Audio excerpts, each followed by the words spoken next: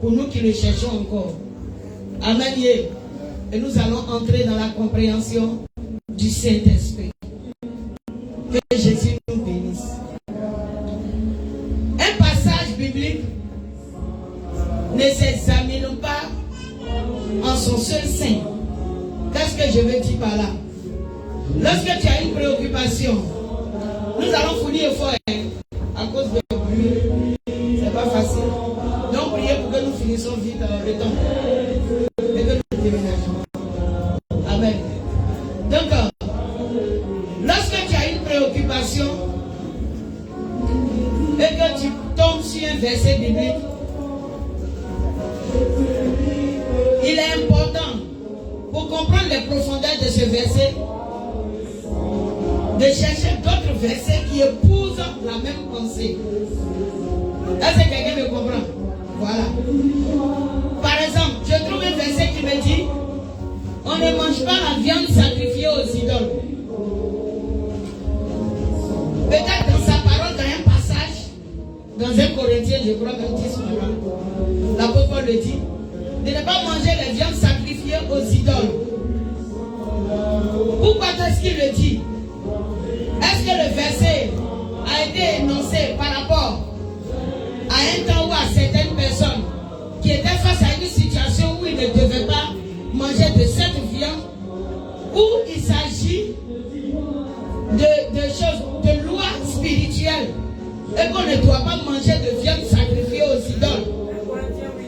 Amen. 1 Corinthiens 8. Merci. Donc si tu tombes sur ce texte, c'est des exemples que je donne pour pouvoir venir à notre texte. Si tu tombes sur ce texte, alors tu fais la recherche dans le Seigneur de savoir, est-ce qu'une prescription divine ou est-ce pour une circonstance que Dieu, par son serviteur, a donné cet enseignement, ou bien cette prescription à un nombre de personnes?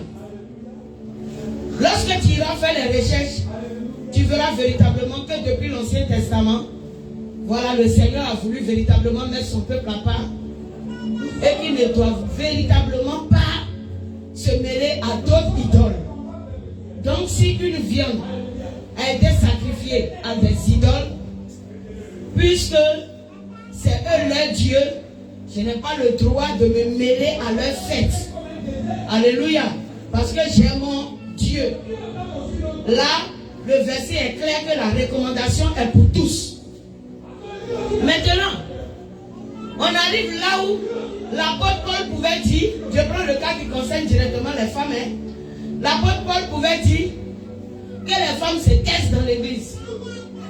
Amen. Si tu es appelé de Dieu, que tu es une femme, face à ce verset, tu fais quoi? Tu dois chercher pourquoi la recommandation a été donnée. Est-ce que cela existe véritablement dans le plan de Dieu? Ou si c'est pour une situation quelconque, une circonstance que l'apôtre Paul s'est senti obligé de dire à ces personnes. Le Seigneur peut donner révélation à une personne, par exemple, pour dire: bon, le jour de ton mariage, ne mange pas. Et comme il y a une situation qui vient, et que le Seigneur ne veut pas expliquer ce qui vient, il peut seulement donner une recommandation aux personnes. Ah, dans ce mois-là, tous ceux qui se marient, ne mangez pas le jour de votre mariage. Ok, tu as obéi, tu n'as pas mangé, cela a été écrit. Mais est-ce que c'est pour tout le monde? Est-ce que tout le monde est appelé à ne pas manger le jour de son mariage? Tel que voici comme ça, je t'ai dit, il ne faut pas manger, non? Voilà. Mais, est-ce que j'ai dit à tout le monde de ne pas manger le jour de leur mariage? Non. Parce que ce n'est pas une loi universelle, ce n'est pas une loi pour tout le monde. Il y avait quelque chose qui le concernait lui seul. Et c'est une orientation qui lui a été donnée. Donc tu analyses le passage pour voir, est-ce une orientation qui a été donnée par rapport à une situation, à un peuple, à quelqu'un, ou est-ce une loi de Dieu pour tout le monde? C'est très important. Si tu ne fais pas ce genre de recherche, tu vas servir Dieu dans un désordre et tu pourrais ne pas être approuvé. Amen. Parce que c'est la parole qui juge. Ce n'est pas le jugement de l'homme qui est une chose, mais c'est la parole qui juge. sur la femme qui ne doit pas parler dans les choses, comment on l'appelle-t-on, dans l'assemblée.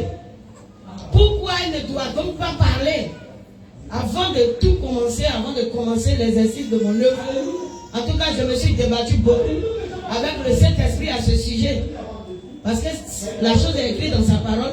Et il faut que je sache quel est le Dieu qui m'appelle à œuvrer. Alléluia. Parce que mon désir, c'est de servir Jésus-Christ de Nazareth. Alléluia. Et alors, dans ma préoccupation, le Seigneur a vu juste ma préoccupation. Et il m'a transporté alors dans la vie de plusieurs femmes qui ont exercé de l'Ancien Testament jusqu'au Nouveau Testament. Et même l'apôtre Paul, qui de lui-même a écrit aux Corinthiens et aux Éphésiens de se taire, lui-même a œuvré avec des femmes. Oui, les a laissés sur des œuvres et a continué sa mission parce que lui n'était qu'un missionnaire. Voilà, il fonde l'église, c'est un apôtre normal, missionnaire. Il fonde, et puis s'il trouve une personne disponible qui puisse offrir sa maison pour l'œuvre de Dieu, alors il établit la personne et puis il continue. C'est ainsi que tous les disciples ont fait. Les Pierre, les Jean, etc.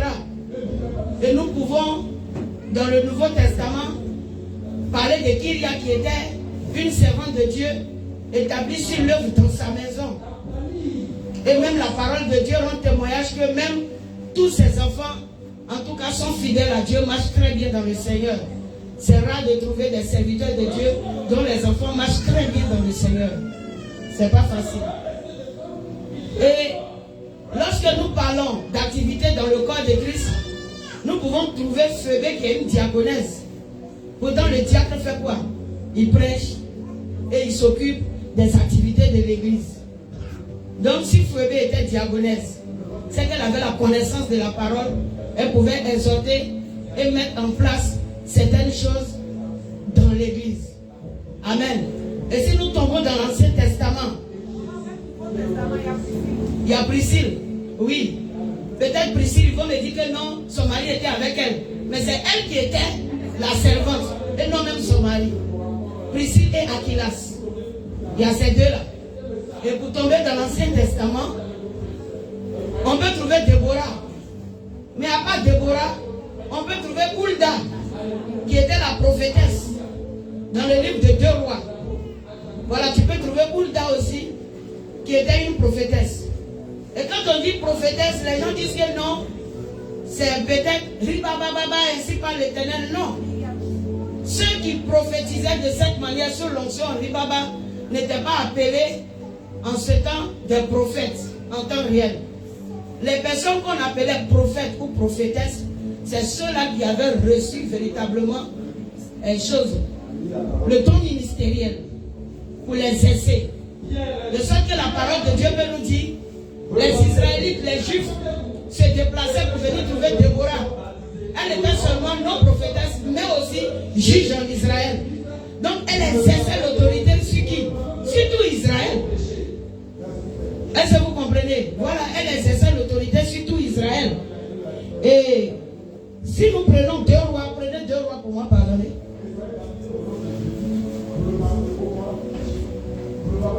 2 rois 22, le verset 14. Lis-moi ça seulement. Ça fait partie de mes introductions seulement, s'il vous plaît. Oui. Verset 14.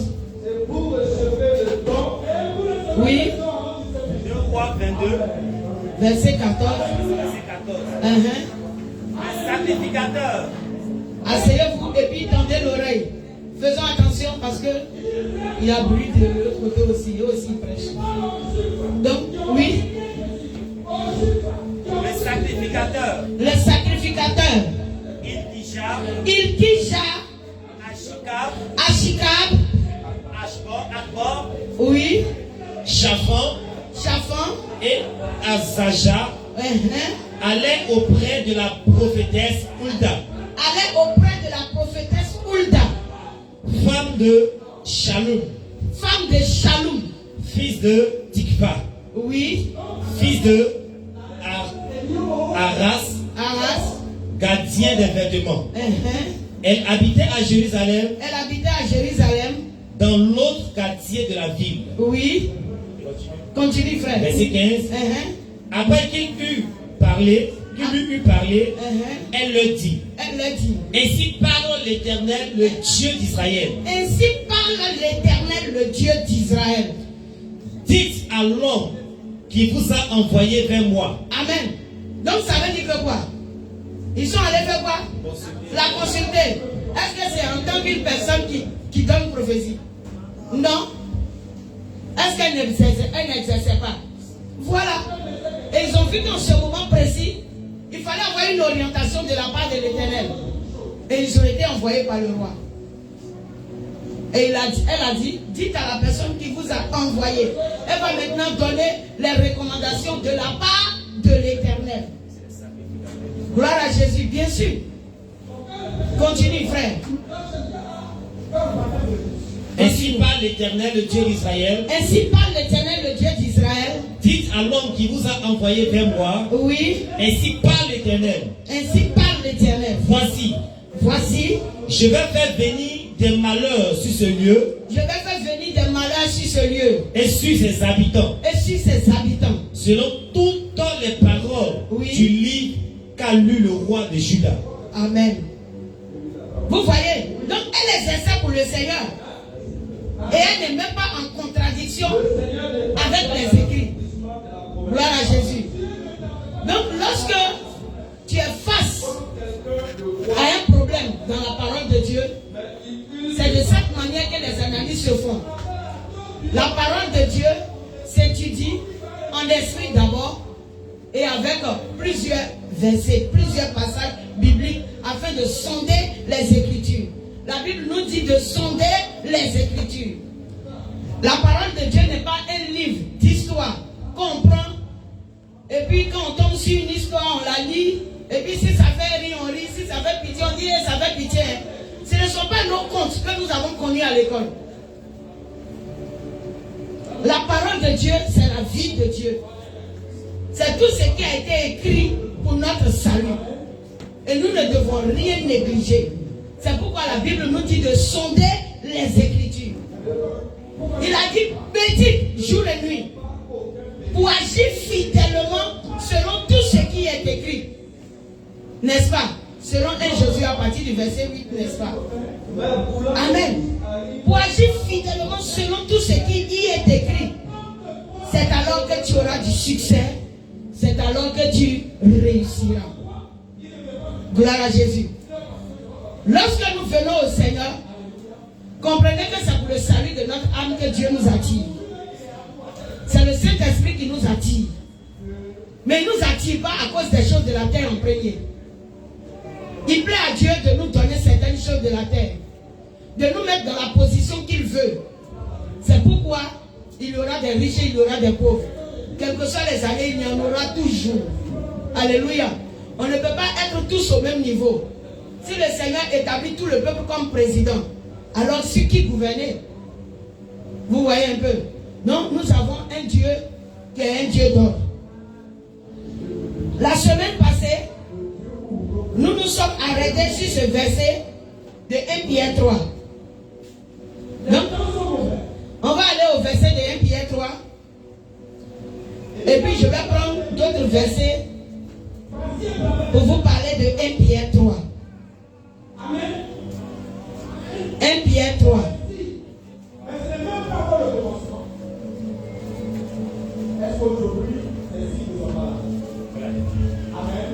Oui, 1 Pierre 3, je viens, frère.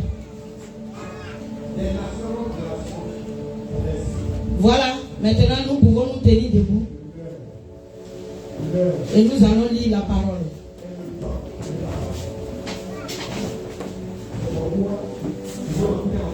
Merci Seigneur. 1 Pierre, chapitre 3, à partir du verset 1er. Femmes, soyez de même soumises à vos maris. Femmes, soyez de même soumises à vos maris. Afin que si quelques-uns Si quelques-uns n'obéissent point à la parole, si quelques-uns n'obéissent point à la parole, ils soient gagnés sans parole, qu'ils soient gagnés sans parole, par la conduite de leurs femmes. Par la conduite de leurs femmes. Verset 2. En voyant votre manière de vivre, oui, chaste et réservée, ayez non cette parure extérieure, qui consiste dans les cheveux tressés, les ornements d'or, ou les habits qu'on revêt, mais la parure intérieure, est cachée dans le cœur. La parure intérieure est cachée dans le cœur. La pureté incorruptible. La pureté incorruptible. D'un esprit doux et paisible. D'un esprit doux et paisible. Qui est d'un grand prix devant Dieu. Alléluia. Amen. Gloire à Jésus. On va donc s'asseoir.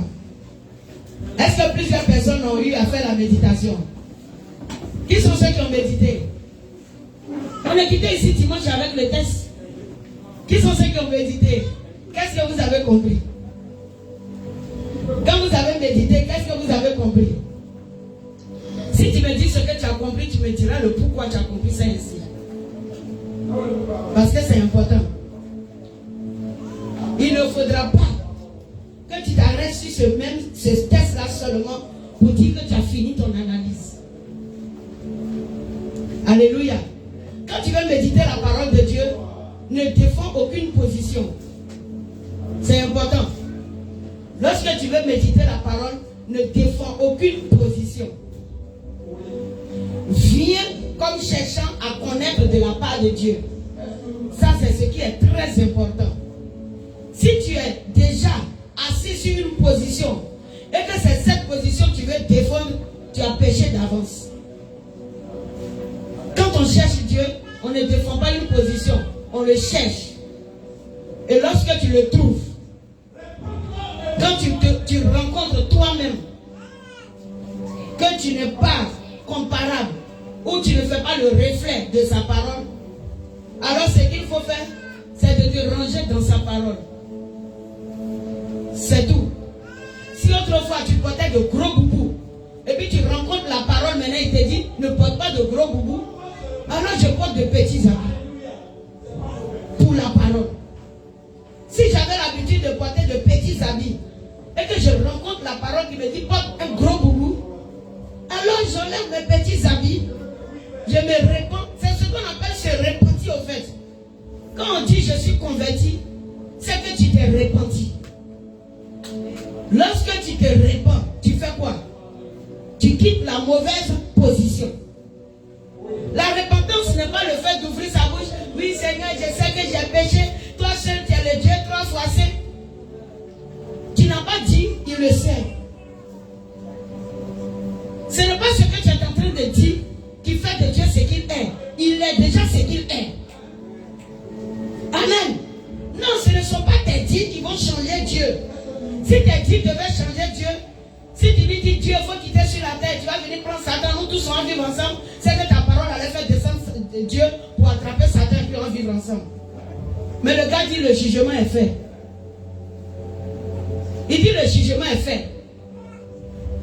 Ce n'est pas le fait que tu ne fais pas une chose pendant ce siècle qui va changer le jugement de Dieu. C'est fait. C'est écrit. Et cela ira de génération en génération. La seule chose à faire, c'est à toi de chercher Dieu. Si tu l'aimes, si tu veux marcher avec lui, si tu sais le pourquoi tu as besoin de lui, alors tu prendras la décision et tu seras sauvé. Gloire à Jésus.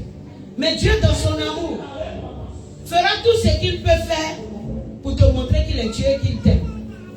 Alléluia. À toi maintenant de le rejoindre dans son amour et dans la main qu'il tend déjà vers toi. Gloire à Jésus. Ici, Pierre était en train de parler à certaines femmes. Qui sont ces gens de femmes? Ce sont les femmes d'Éphèse, au fait. Telles que Paul pouvait écrire aux Éphésiens et aux Corinthiens. Mais qu'est-ce qui s'est passé en ce temps-là? C'est que la parole de Dieu est venue aux apôtres après le départ de Jésus. Voilà, on a connu comment le Seigneur a récupéré aussi Paul dans la persécution des chrétiens. Vous connaissez ce temps-là, n'est-ce pas? Voilà, le temps de la persécution où il était difficile que les gens comprennent la nouvelle alliance. Amen. Et les disciples, ayant été dispersés, peut-être un peu partout, voilà, ont commencé à prêcher la parole de Dieu. Paul a prêché aux Corinthiens, aux Éphésiens, et dans l'amour du Seigneur, les exhortations leur étaient données. Les apôtres tels que, je peux dire, les pasteurs, tels que les Timothée, les Sosthène, étaient laissés sur des assemblées afin de pouvoir diriger le nombre de personnes qui avaient été converties, c'est-à-dire qui avaient accepté Jésus. Parce que lorsque tu as Jésus, il faut que constamment tu sois nourri de la parole de Dieu afin de continuer à connaître qui est ce Dieu. Alléluia. Et ces personnes qui ont été laissées dans ces assemblées-là avaient des difficultés avec les femmes païennes qui se sont converties. Ils avaient des difficultés. Non seulement, la Bible nous dit que c'était des femmes riches, des grandes commerçantes. Faites les recherches et puis vous allez voir. Des grandes commerçantes, voilà. Donc, imaginez leur accoutrement en ce temps-là. Elles ne manquaient de rien. Voilà. La Bible nous dit que c'est des femmes de distinction. Il y en a qui étaient mariées. Et la majorité, même, elles n'avaient même pas de mari. C'était des femmes qui vivaient librement pour elles-mêmes. Elles avaient l'argent, elles avaient les capacités, elles avaient le pouvoir de la vie. Donc, dans leur grand commerce, il faut te dire que ce n'est pas des femmes qui vivaient de manière délabrée. Donc, vous pouvez imaginer, non, les cheveux, en tout cas les bijoux, toutes ces choses-là coulaient sur elles. Et lorsque la parole de Dieu aussi dans la contrée a été annoncée, il y a quelques-unes qui ont eu à accepter Jésus. Il y en a qui étaient mariés comme il y en a qui n'étaient pas mariés. Et dans l'église, avec les jeunes pasteurs qui étaient là, qui avaient été pris, peut-être pas encore avec grande connaissance, mais qui dirigeaient ces églises-là, ont eu tellement de problèmes avec ces femmes-là. Le plus souvent en plein culte, elles avaient trop de choses à dire. C'était toujours des plaintes, des plaintes. Elles n'étaient pas d'accord avec certaines prédications qui sortaient, eux ça ne les arrangeait pas, etc., etc. Et toujours c'était le bruit. Ça faisait tellement de par là que nous pouvons voir que Timothée était obligé d'aller trouver jusqu'à Paul en prison pour lui dire: ah, j'ai des difficultés avec les femmes là. Je ne sais pas comment il faut faire. Donc il a plu à l'apôtre Paul par la sagesse de Dieu de rédiger la lettre aux Corinthiens, aux Éphésiens, tout et tout. Bien sûr avec l'appui de Pierre. Parce que Pierre avait été choisi par Jésus-Christ de Nazareth pour être, je peux dire, le leader à la tête de l'église. Donc, lorsque tu parcours la parole, tu verras que l'apôtre Paul lui-même ne faisait rien sans dire à Pierre. Quand il avait certaines intentions, selon l'esprit, il véhiculait jusqu'à ses intentions à Pierre pour voir comment est-ce que Pierre allait donner le OK pour que lui, il puisse lancer le message à l'église. C'est comme ça les choses se faisaient. Et donc, ils ont reçu l'information de dire à ces femmes-là de garder le silence. Ça veut dire de manifester un peu de calme et de la patience. Parce qu'en effet, elles doivent comprendre qu'elles ne sont pas là pour se manifester en chef au fait. On leur a dit: calmez-vous et taisez-vous un peu dans l'église. Elles n'avaient pas encore la compréhension, elles n'avaient pas encore saisi la doctrine, elles n'avaient pas encore reçu l'enseignement qu'il fallait. Et cela envoyait tellement de désordre dans l'église d'Éphèse et de Corinthe. Ça envoyait beaucoup de désordre. Et il fallait que les leaders interviennent vis-à-vis de ces églises-là pour essayer de leur parler. Alléluia. Et quand elles viennent, non, pour eux, ces gens, c'est se faire voir un peu qui était le problème dans ces églises. Elles aimaient se faire voir. Donc Pierre était en train de dire dans son enseignement que ce ne sont pas vos bijoux qui vont envoyer vos maris à comprendre le message et vous suivre à l'église. Parce qu'elle se disait que l'enseignement était donné par rapport au revêtement spirituel. Je ne dis pas que c'est parce qu'elles aidaient une chose, comment l'appelle-t-on? Elles exagéraient dans le maquillage que cela a été interdit. Ou bien elle a dit de faire mollo mollo. Mais on leur disait que la femme juive israélite ne doit pas se parer de ces choses-là. Et elles n'étaient pas d'accord. Elle dit, mais si on ne peut pas se parer, nos maris vont trouver que nous avons changé, nous avons aspect de vieille femme, et ils peuvent se retourner dehors et nous laisser. Et puis Pierre est en train de leur faire comprendre ici, pour dire que non, ce n'est pas la parure extérieure qui pourra convertir vos maris à Jésus, mais c'est la parure intérieure. Si toi-même tu es en train de mettre tous les maquillages sur toi pour dire que tu veux plaire à ton mari, si ton caractère est un caractère qui sépare, si ton caractère ne peut pas unir, si ton caractère ne peut pas donner quelque consolation à ton mari, ça ne peut pas lui donner du plaisir, ça ne lui donne pas l'envie même d'être chez lui à la maison, ce ne sont pas les bijoux qui pourront faire quoi que ce soit.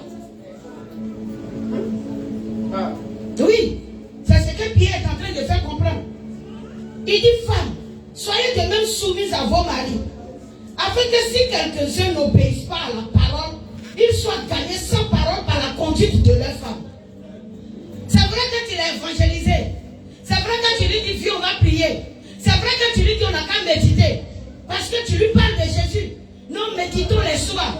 Faisons ceci et cela. Et puis tu vois qu'il ne s'intéresse pas à la prière. Il ne s'intéresse pas à la méditation. Il ne s'intéresse pas à ton évangélisation. La parole de Dieu te dit, il faut le laisser dans son coin et commence à adopter le véritable caractère du Saint-Esprit. Oui, tu peux acclamer Jésus. Commence à adopter la nature de l'Esprit. Commence à embraser les vertus de Dieu. Alléluia. En le faisant, lorsqu'il verra ton comportement, et puis il nous dit chaste et réservé, ça veut dire qu'autrefois là, quand il sort, tu sortais aussi. Chacun disait pour lui, quand il dit un mot, tu dis pour toi 3. Avant qu'il ne cherche le deuxième mot, toi tu as déjà dit 6. La page est remplie et puis lui il n'a rien à écrire. Alléluia. Voilà, c'est ce que tu faisais. Et puis par moment, voiture pouvait garer pour te faire descendre sous ses yeux. Et puis quand il te demande celui-là c'est qui? Et puis tu lui dis, celle derrière qui tu es parti, est-ce que moi il t'a demandé elles sont qui? Quand il te demande pourquoi tu es sorti, il dit mais si tu n'as rien laissé à la maison pour manger, tu fais quoi avec les enfants? Quand tu es allé chercher, pris de mon riz, ça veut dire qu'il est en train de laisser dans sa pensée que toi tu es allé le tromper. Donc même si tu n'es pas allé le tromper, la parole déjà l'a embrouillé. Et le Seigneur est en train de te dire que ce n'est pas le caractère d'une femme pieuse. Amen. Quel que soit tous tes maquillages, quand le comportement sera ainsi, il y a une qui va lui sourire dehors. Une va lui sourire dehors. Donc le Seigneur te dit seulement, apprends avec sagesse à connaître le temps. Et puis connecte-toi au Saint-Esprit. Et tu feras qu'avec ta transformation, tu pourras envoyer alors ton mari à l'évangile. Il serait étonné de voir que maintenant que toi tu as commencé à aller à l'église, tu lui causes moins de dépenses. Ça veut dire, quand janvier approche, et puis tu cries sur lui, non, moi je ne porte pas les mèches bizarres là. Aïe, est-ce que tu me regardes? Quand tu sors comme ça, tu ne vois pas la femme de tes amis. Moi, je veux telle mèche là. Cette mèche humée, je veux. Ça coûte 200 000. Ah non, tu n'es pas à 200 000 près. Je te dis, si tu ne m'as pas donné ça là, je m'en vais fêter chez mes parents. En tout cas, janvier ça là, on se sépare. Les paroles étaient ainsi. Oui, chaque fin d'année, c'était les menaces avant d'embraser janvier. Parce que c'est le mois des dépenses. Et tu lui montrais tout ce que tu pouvais lui montrer. Puisque tu ne te voilais pas, il fallait embellir ta tête. Quand il va finir de payer mèche, il faut qu'il paye la coiffure. Je dois me rendre au salon de coiffure. Ah, le salon, moi je me coiffe là. Pose mèche là, c'est 20 000. Moi, je ne peux pas aller m'asseoir au marché. Dans les petites filles là, délabrées, bizarres, elles viennent même d'autres centres là. Et puis tu vas aller donner ta tête à une femme qui n'a même pas lavé son paille. Quand tu mets ta tête même dans son paille, l'odeur là peut te tuer. Amen. Ah. Et puis c'est elle qui a posé mèche là sur ma tête. Moi je ne peux pas, je dois aller à la coiffure. Là la coiffure, on ne met pas ta tête dans le paillot. Tu es assis sur chaise, tranquillement. Et puis c'est la coiffeuse qui se déplace. Quand il faut se déplacer, elle se déplace et puis toi tu es à l'aise. N'est-ce pas? Ok, au marché là, c'est toi ta tête qui se déplace. Et puis la coiffeuse elle est assise. Vrai ou faux? Ah, pour les femmes, elles savent ça. Gloire à Jésus. Voilà. Donc quand tu te convertis, il n'y a plus de pression dans toutes ces choses-là. Afin de dire non, j'ai ma vendeuse là, elle est venue en tout cas avec des bijoux de la Mecque. Ça c'est Mecque même. Oh, premier degré.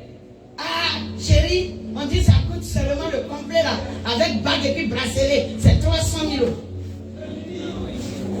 Ah, il n'a pas encore payé pour les, on n'est pas encore arrivé sur les enfants, on est sur madame seule. On est sur madame seule.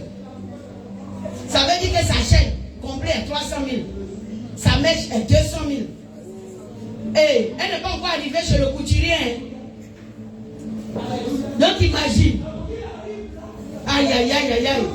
Ce n'est pas du jeu. Lorsque tu viens, tu acceptes Jésus.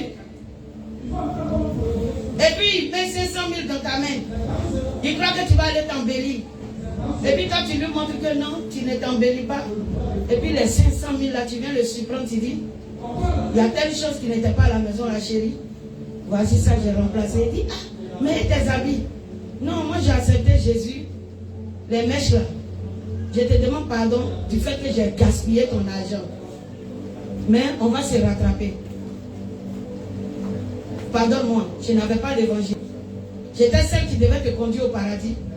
Mais dans mes insistances là, je t'ai tenu beaucoup en enfer dans les ténèbres.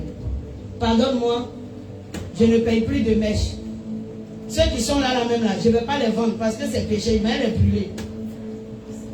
Peut-être dans un premier temps, il ne va pas comprendre. Tu as brûlé pourquoi? Mais au moins si tu ne veux pas compter, il faut les mettre. Non, mais j'ai déjà compté sur toi. Hein. Lui, mais tu fais pas là pour payer là. Il va venir maintenant, tu connais Satan. J'ai compté sur toi. On doit aller à une sortie avec mes amis. C'est à partir de là que tu dois montrer ta détermination de femme chrétienne. Alléluia. Quand tu commences à montrer la détermination avec douceur, tu t'habilles très bien. Et puis tu mets ton voile. Et tous ces amis vont commencer à constater. J'ai dit, ils vont vivre leur désordre. Mais dans le secret, ils vont dire à ton mari, mais tu as une très bonne femme. Ah, tu connais l'homme. Pour que la vérité vienne à sortir de sa bouche, ça met du temps. Parce que sa position de chef de famille, de maître de maison, le rend un peu orgueilleux. Et c'est normal. Amen. Il ne faut pas refuser ça. Sa position de chef le met dans une position orgueilleuse. Mais ce n'est pas grave. Tu dois surmonter ces choses jusqu'à ce qu'il arrive à la vérité. Amen. Donc, Pierre disait, il n'est pas en train de dire aux femmes, parez-vous, mais changez l'intérieur. Parce que si l'intérieur était changé, la parure même allait disparaître. Parce que l'intérieur change par rapport à quoi? Par rapport à la parole de Dieu. Sinon, il y a des gens dehors qui ne sont pas méchants. Ils n'ont pas Jésus. Mais ils ont de bons cœurs. Vrai ou faux? Les gens n'ont pas Jésus, ils sont dehors. Mais ils ne sont pas sorciers. Ils ne sont pas méchants. Ils ne sont pas satanistes. Ce n'est pas tout le monde dehors qui est sataniste. Alléluia. Ce n'est pas tout le monde dehors qui est sorcier. Mais la parole de Dieu nous dit seulement que quand tu n'as pas Jésus-Christ de Nazareth, les œuvres de dehors ne font rien. Ça ne peut pas te sauver. La foi sans les œuvres est morte. Et les œuvres aussi sans la foi. Les œuvres aussi sans la foi. Voilà, et il dit vice versa. Donc tu dis j'ai la foi. Il n'y a pas encore les œuvres de la foi. L'autre là-bas a les œuvres. Et puis il n'a pas la foi. Le Seigneur dit vous êtes même chose. Allez vous mettre ensemble. Peut-être que ça va donner quelque chose de bon, on ne sait pas. Amen. Mais la foi doit être accompagnée des œuvres de la foi. Et les œuvres aussi doivent être accompagnées de la foi. C'est ce que le Seigneur Jésus veut. Amen. Quand nous prenons 1 Timothée 2. Oui, 1 Timothée 2. C'est les mêmes recommandations qui ont été données. 1 Timothée 2, à partir de son verset 9. Lui, il dit quoi? 1 Timothée 2, à partir de son verset 9. 1 Timothée 2, à partir de son verset 9, lui, il dit quoi? Je veux aussi que les femmes, vêtues d'une manière décente, avec pudeur et modestie, ne se parent ni de tresse, ni d'or, ni de perles, ni d'habits somptueux, mais qu'elles se parent de bonnes œuvres, comme il convient à des femmes qui font profession de servir Dieu. Amen. Comme il convient à des femmes qui font profession de servir Dieu. Ça veut dire qu'une fois que tu dis, j'ai pris l'engagement de servir Dieu, faire profession de servir, c'est ça. Est-ce que vous comprenez un peu? Il a dit, comme il convient à des femmes qui font profession de servir Dieu.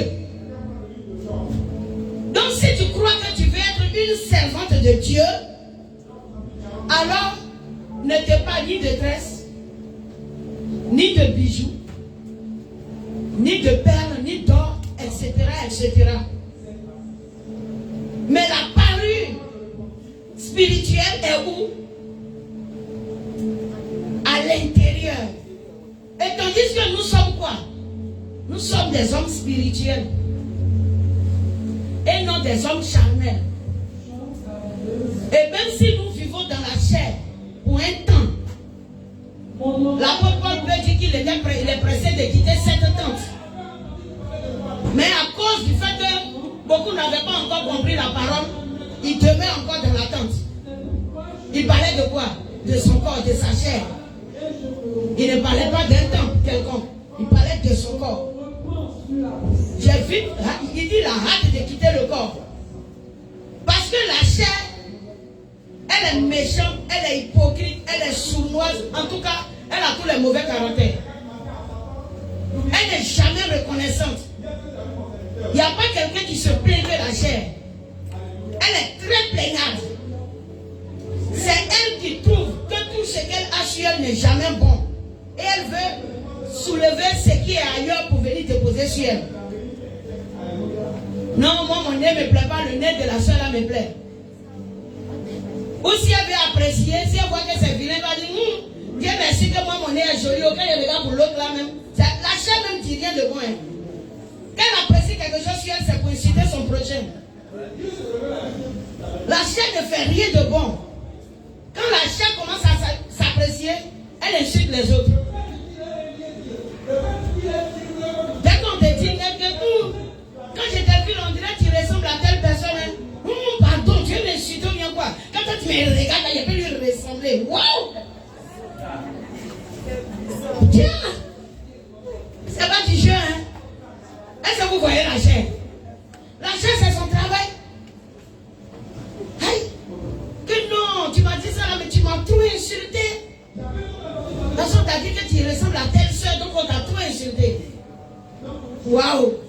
Vous pensez que c'est l'esprit qui s'est plaint? Non! Parce que là, ce ne sont pas le spirituel de la soeur qui a été analysé par toi, mais c'est son physique. Mais imagine que la personne soit une star qui est très belle. Et quand je t'ai vu là, tu as vu, tu as l'air de ressembler à toi. Moi-même, tout le monde me dit ça. Waouh! Oh! Tu ressembles à Beyoncé. Surtout les jeunes appelés qui veulent ressembler aux autres. Quand on dit, comment je te vois, alors on dirait Francis Tatou. Ouais! Professeur!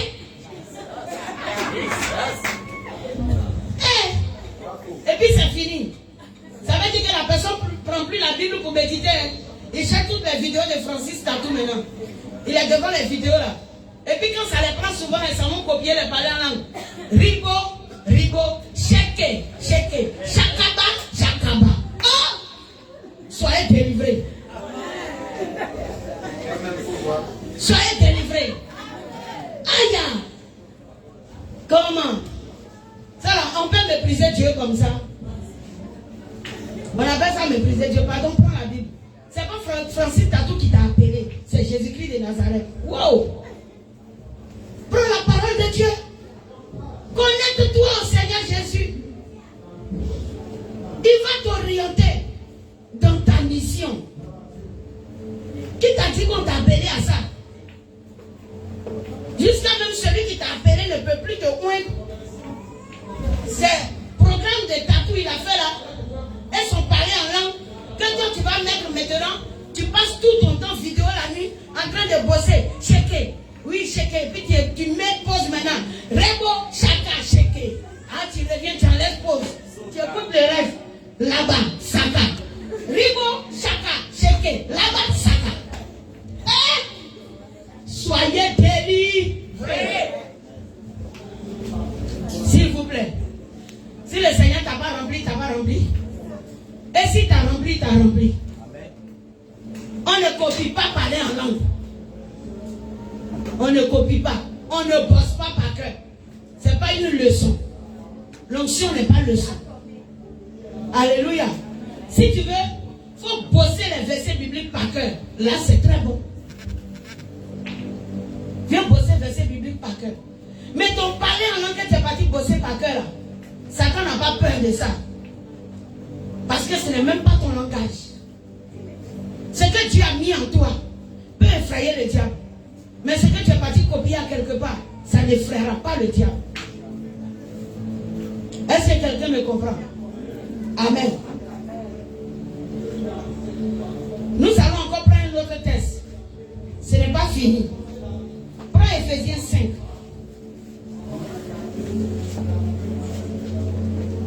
On va aller en Ephésiens 5. Oui.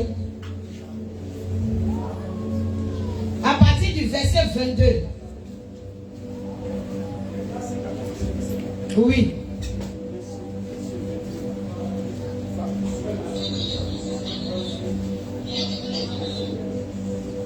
Éphésiens 5 à partir du verset 22. Oui. 22 à 24. 22 à 24. Femmes, soyez soumises à vos maris. Soyez soumises à vos maris. Comme au Seigneur. Comme au Seigneur. Car le mari est le chef de la femme. Le mari est le chef de la femme. Comme Christ est le chef de l'Église. Comme Christ est le chef de l'Église. Qui est son corps. Oui. Et dont il est le sauveur. Oui.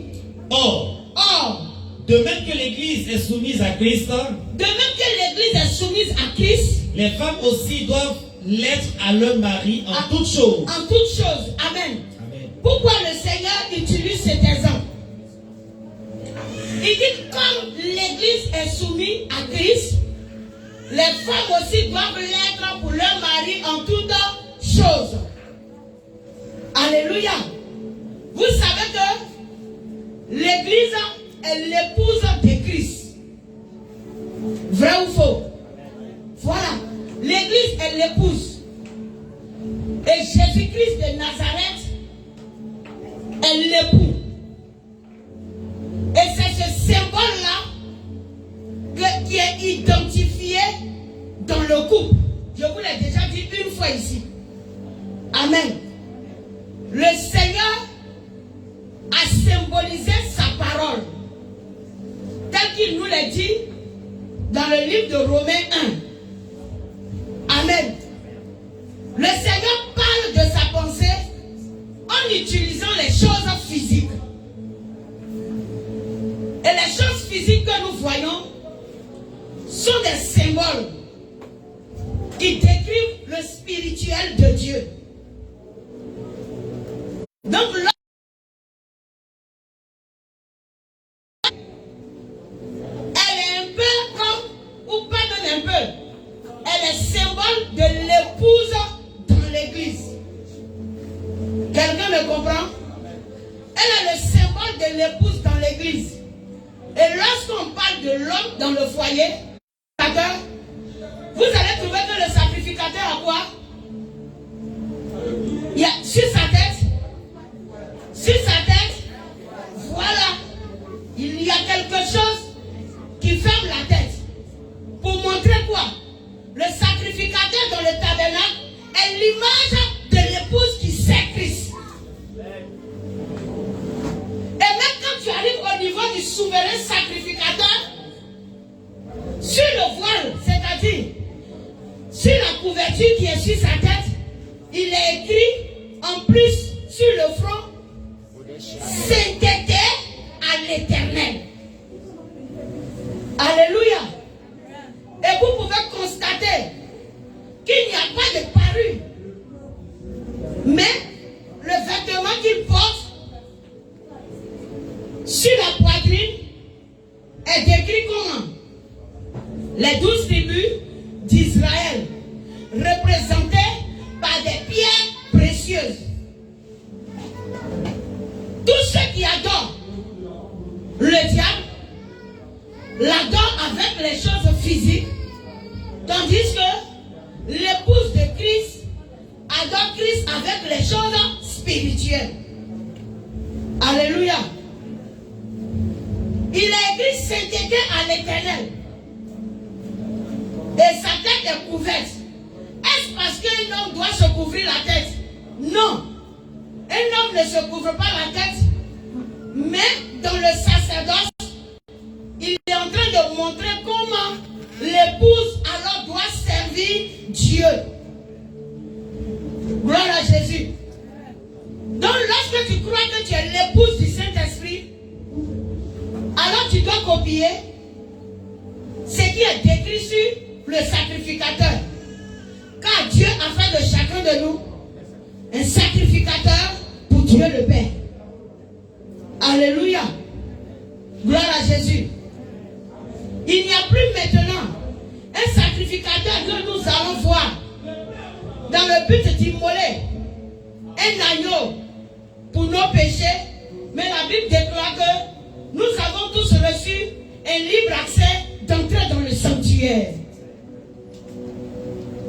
Donc si tu es sacrificateur et que tu es le symbole qui représente l'homme, c'est-à-dire l'esprit supérieur, alors tu sais comment tu te réveilles. Et si tu es le symbole qui représente la femme, l'esprit inférieur, alors tu sauras aussi comment tu te réveilles. Gloire à Jésus. Continue la lecture, frère. Le Seigneur écrit pour tout le monde. Verset 25. Verset 25. Ouais. Marie, aimez vos femmes. Aimez aussi vos femmes. Comme Christ a aimé l'Église. Il dit comme Christ a aimé l'Église. Et s'est livré lui-même pour elle. Alléluia. C'est pourquoi le mari fait tout pour pouvoir mettre sa femme dans l'aisance qu'elle veut. Selon la parole de Dieu. Pas selon son village. Oui, pas selon sa pensée. Parce que si un mari se lève et dit, moi je bois Koutoukou, il faut que ma femme boive Koutoukou avec moi, je te quitte. Je ne bois pas avec toi. Je ne dis pas que j'ai pris mes bagages pour partir. Ça veut dire l'esprit de bois tout là, je quitte ça. Je ne rentre pas dedans avec toi. Tu me comprends? Mais je vais prier pour toi dans le secret. Jusqu'à ce que tu parviennes à la connaissance de la parole de Christ. Dans le foyer, l'esprit qui a Christ est l'esprit supérieur. Qui doit savoir aimer. Quand c'est toi qui connais le Seigneur et que ton mari ne connaît pas, tu as le fardeau d'aimer comme Dieu aime. Et si c'est l'homme qui connaît le Seigneur que la femme ne connaît pas, il a le fardeau aussi d'aimer comme Dieu aime. Et lorsque vous deux, vous connaissez le Seigneur, alors mettez-vous ensemble et allez aux recommandations de Dieu pour vivre selon Dieu dans le foyer. Quelqu'un comprend? Continue, frère. Verset 26. Continue, oui. Afin de la sanctifier, oui, par la parole, après l'avoir purifiée par le baptême d'eau. Afin de la sanctifier par la parole. Donc vous comprenez que c'est la parole qui sanctifie. On dit sainteté à l'Éternel. Mais il n'y a pas une vie de sanctification sans la connaissance de Dieu. Amen. Mais il y a ce que toi tu crois être appelé sainteté. Mais est-ce que tu es rentré dans la parole de Dieu pour voir ce que signifie la sainteté? Alléluia. Est-ce que quelqu'un comprend? Nous continuons s'il te plaît. Verset 27. Oui. Afin de faire paraître devant lui cette église glorieuse, sans tache, ni ride, ni rien de semblable, oui, mais sainte et irrépréhensible. Oui. C'est ainsi que les maris doivent aimer leur femme comme leur propre corps. Celui qui aime sa femme s'aime lui-même. Car jamais personne n'a haï sa propre chair. Oui. Mais il la nourrit et en prend soin, comme oui, Christ le fait pour l'église. Vous comprenez? Il y a toujours cette comparaison. Comme Christ le fait pour l'église.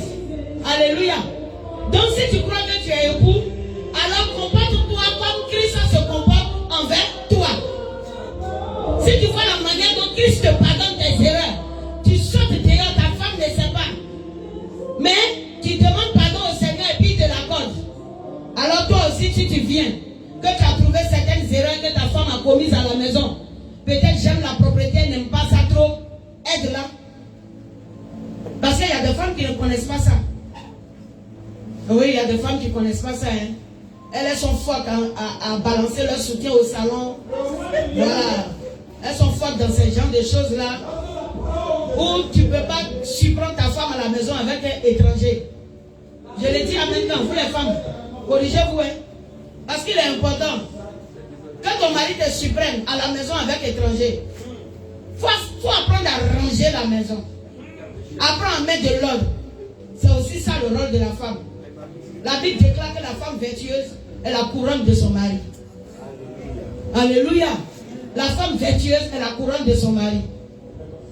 Mais c'est toi qui trouves que tu étais tellement occupé que couche de caca de l'enfant là, c'est elle là sur la table du salon et puis c'est ouvert. Caca est ouvert dedans. Tu es sous la douche, maintenant tu as laissé couche là. Et puis tu es parti nettoyer le bébé sous la douche. Voici le mari vient avec l'étranger. Il la honte, il est obligé de crier sur toi.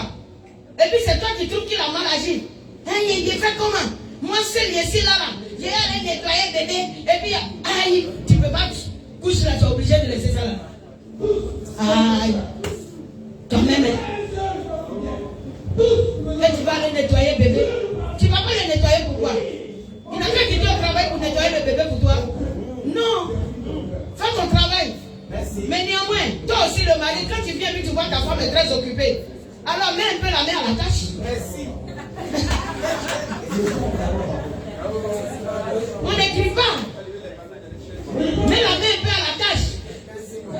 Mais que ça ne soit pas sa coutume quoi, de faire ce genre de choses. Merci. Voilà. Le mari de temps en temps peut t'aider. Mais ce n'est pas coutume au fait.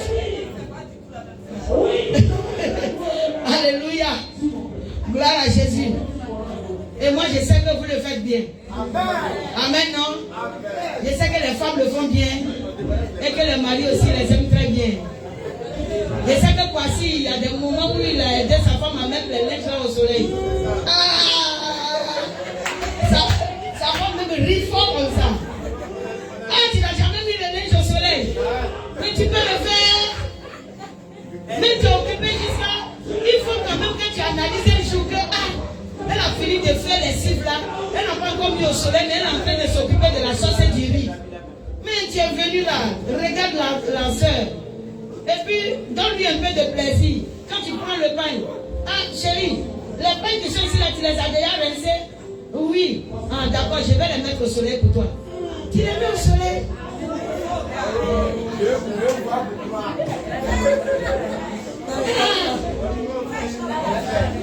Même si tu n'as pas bien fait, que tu as mal fait, elle voit au moins que non, c'est l'intention que tu as eu de le faire lui donne plaisir. Mais ne la prends pas seulement comme ton instrument de satisfaction et puis ça va s'arrêter là. Ça veut dire que toi tu as un peu de regard lorsque tu sens que ça boue en toi. C'est pas normal. Même quand ça dort, il faut aimer la femme. Là, le temps que ça va bouillir, elle est déjà prête. Apprenez à prêter vos femmes. Gloire à Jésus. Apprenez à la prêter. Il y a beaucoup d'hommes qui n'apprêtent pas leurs femmes, donc ils abusent. Ce n'est pas bien. Apprenez à apprêter la femme, n'abusez pas d'elle. Oui. Même si on vous a donné autorité, je ne vais pas tout dire. Je vais m'arrêter là. Vous avez autorité, mais il n'y a pas un moment, dedans là-bas pour renverser l'autorité. Alors, donc quoi? Non, je ne parle pas. Je ne vais pas rentrer trop dans le spirituel. Et vous arrivez de renverser l'autorité, non? Et là, voilà.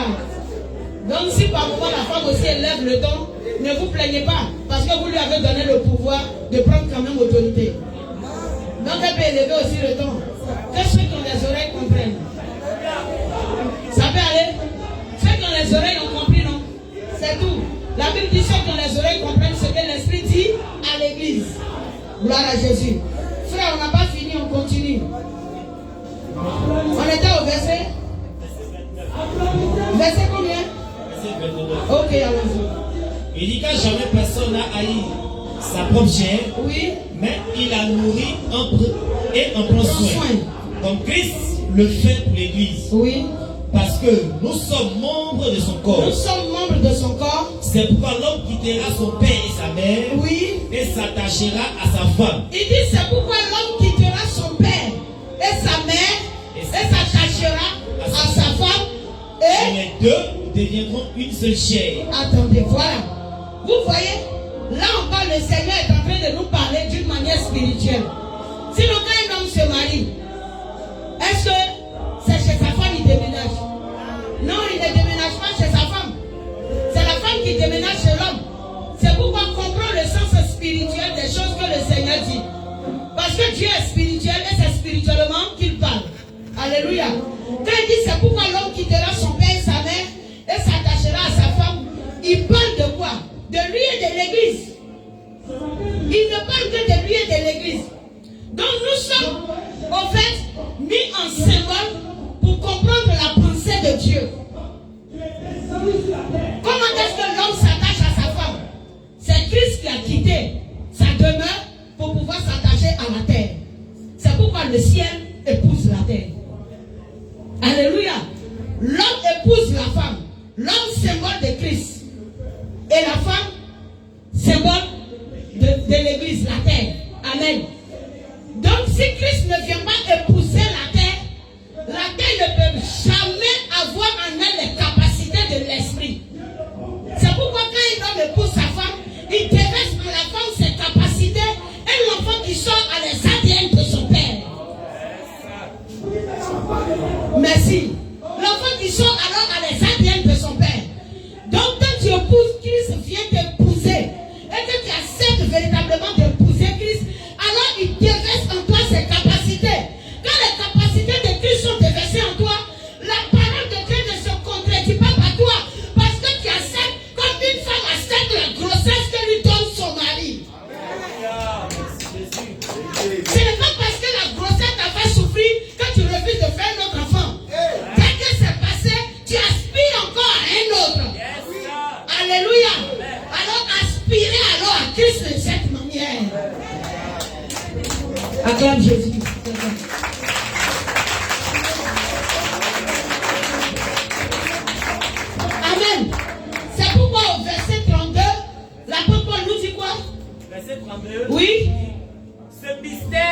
grand. Il dit ce mystère grand.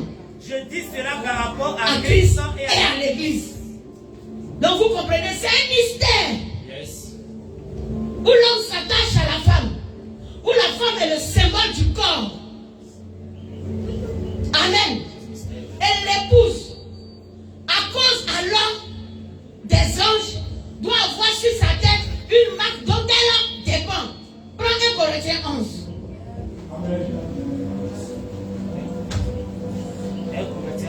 1 Corinthiens 11. On va commencer un peu au verset 2 pour aller. 1 Corinthiens 11, à partir de son verset 2. Oui. Je vous loue de ce que vous vous souvenez de moi à tous égards, et de ce que vous retenez mes instructions telles que je vous les ai données. Oui. Je veux cependant que vous sachiez que Christ est le chef de tout homme. Amen. Vous voyez, c'était encore une préoccupation dans l'église de Corinthe. Les mêmes. Et l'apôtre Paul était obligé de leur envoyer encore cette lettre. Pour encore les exhorter et leur faire comprendre que la femme doit enlever tous ces bijoux-là et garder sur elle la marque dont elle dépend. On dit même qu'elle dépend de ça. On n'a pas dit elle peut le prendre par plaisir. On dit non, une marque dont elle dépend. Quand tu dépends de quelque chose, ça veut dire que tu n'es pas indépendant de la chose. On peut continuer. Verset 3. Oui. Je veux cependant que vous sachiez que Christ est le chef de tout homme. Je veux cependant que vous sachiez que Christ est le chef de tout homme.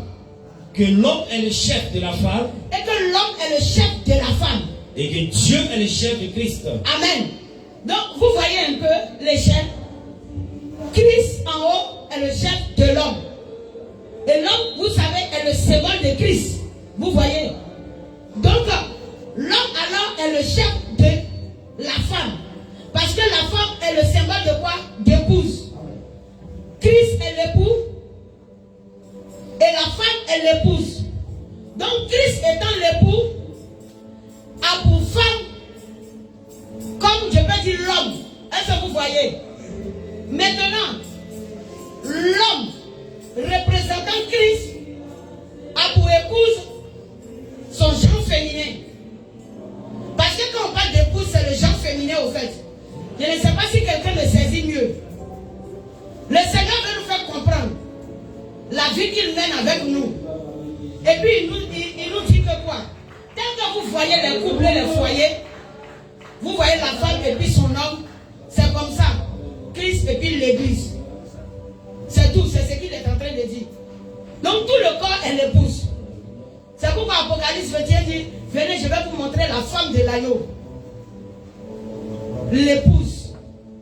Nous sommes les femmes de l'agneau, ou la femme de l'agneau, mais pas les femmes même de l'agneau. Parce que c'est une seule église, un seul corps. Nous sommes la femme de l'agneau. Amen.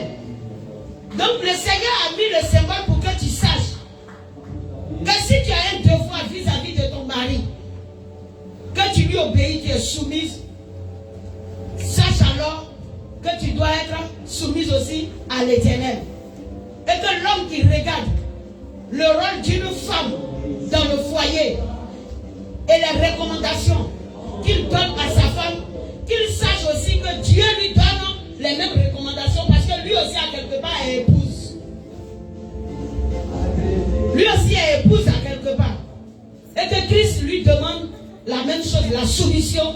Comme sa femme se soumet à lui, lui aussi il doit se soumettre à Dieu. Ça peut aller? Continue frère. Verset 4. Oui. Tout homme qui prie ou qui prophétise la tête couverte, Oui. déshonore son chef. Il a dit tout homme qui prie ou qui prophétise la tête couverte déshonore son chef. Le chef c'est qui? C'est Dieu, c'est Christ. Amen. Donc Christ ne peut pas lui-même se voiler. Tandis que tu as un symbole de Christ, alors tu ne te voiles pas. Est-ce que tu comprends? Voilà ce que le Seigneur est en train de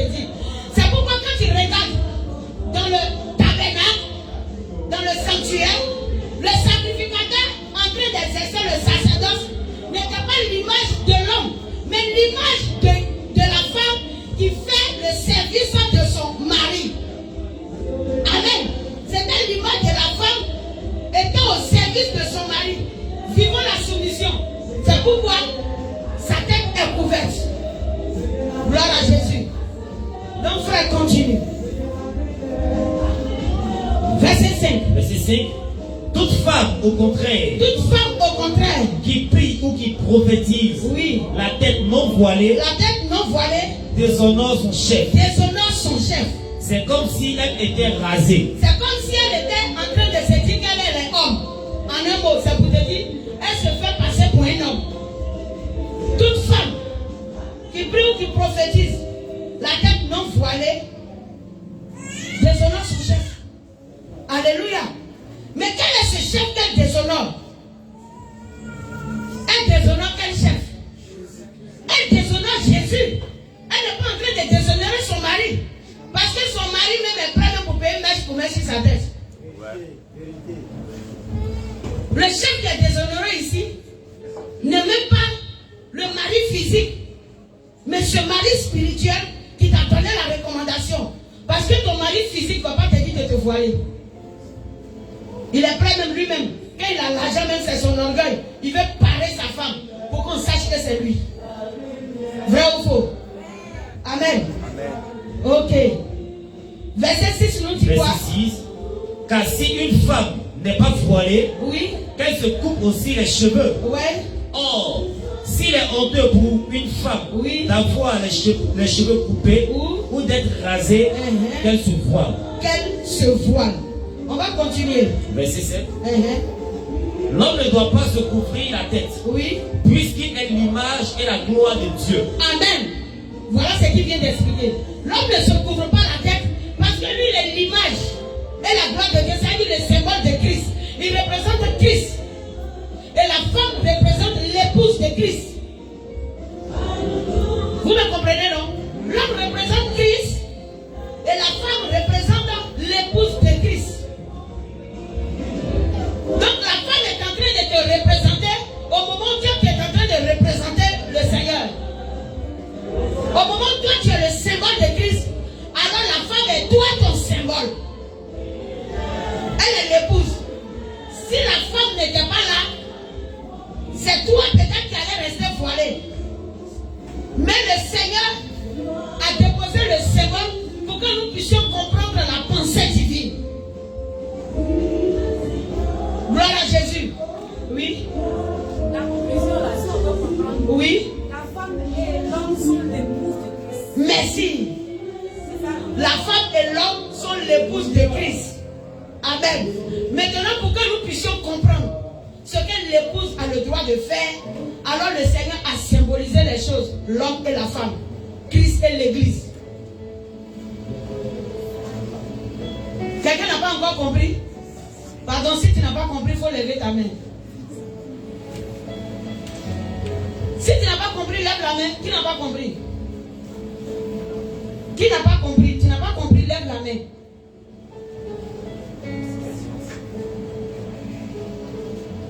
Ok, c'est que tout le monde comprend.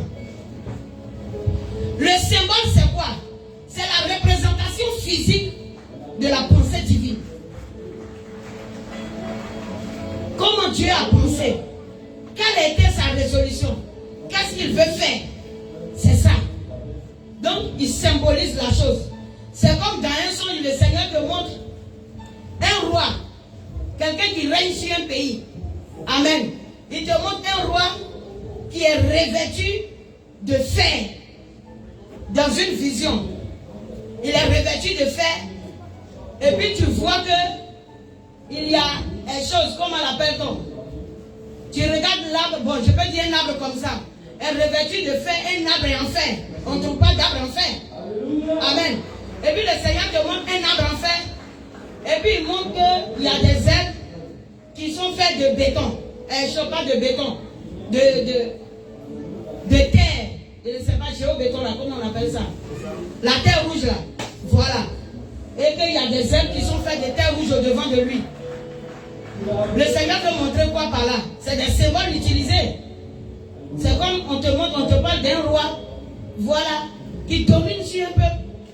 Et ce sont les capacités de son règne qui sont symbolisées par le fer. La force qui est exercée. C'est tout. Donc le Seigneur utilise les choses physiques comme symbole pour parler du spirituel. Voilà comment le Seigneur fait. Il utilise le physique pour parler du spirituel. Donc, quand le Seigneur te montre un genre de songe, tu n'as pas cherché sur la terre un homme qui a porté habillé en fer. Ou bien il est en fer lui-même et puis il marche. C'est un robot ou bien. Ah, ça là. Donc ce que nous devons comprendre, lorsque nous parlons des bijoux, les bijoux sont les outils utilisés pour l'adoration des faux dieux. C'est ce que cela avait été depuis l'ancien temps. Même depuis le temps des Israélites en Égypte. Les bijoux sont utilisés pour l'adoration de faux dieux. Et nous, notre Dieu a décidé de ne pas se comparer à Satan. C'est Satan qui cherche à se mesurer à Dieu. Mais est-ce que vous avez vu une fois Dieu cherche à se mesurer au diable? Il ne peut pas chercher à se mesurer au diable. C'est le diable qui cherche à se mesurer à Dieu. Et le Seigneur veut que quoi?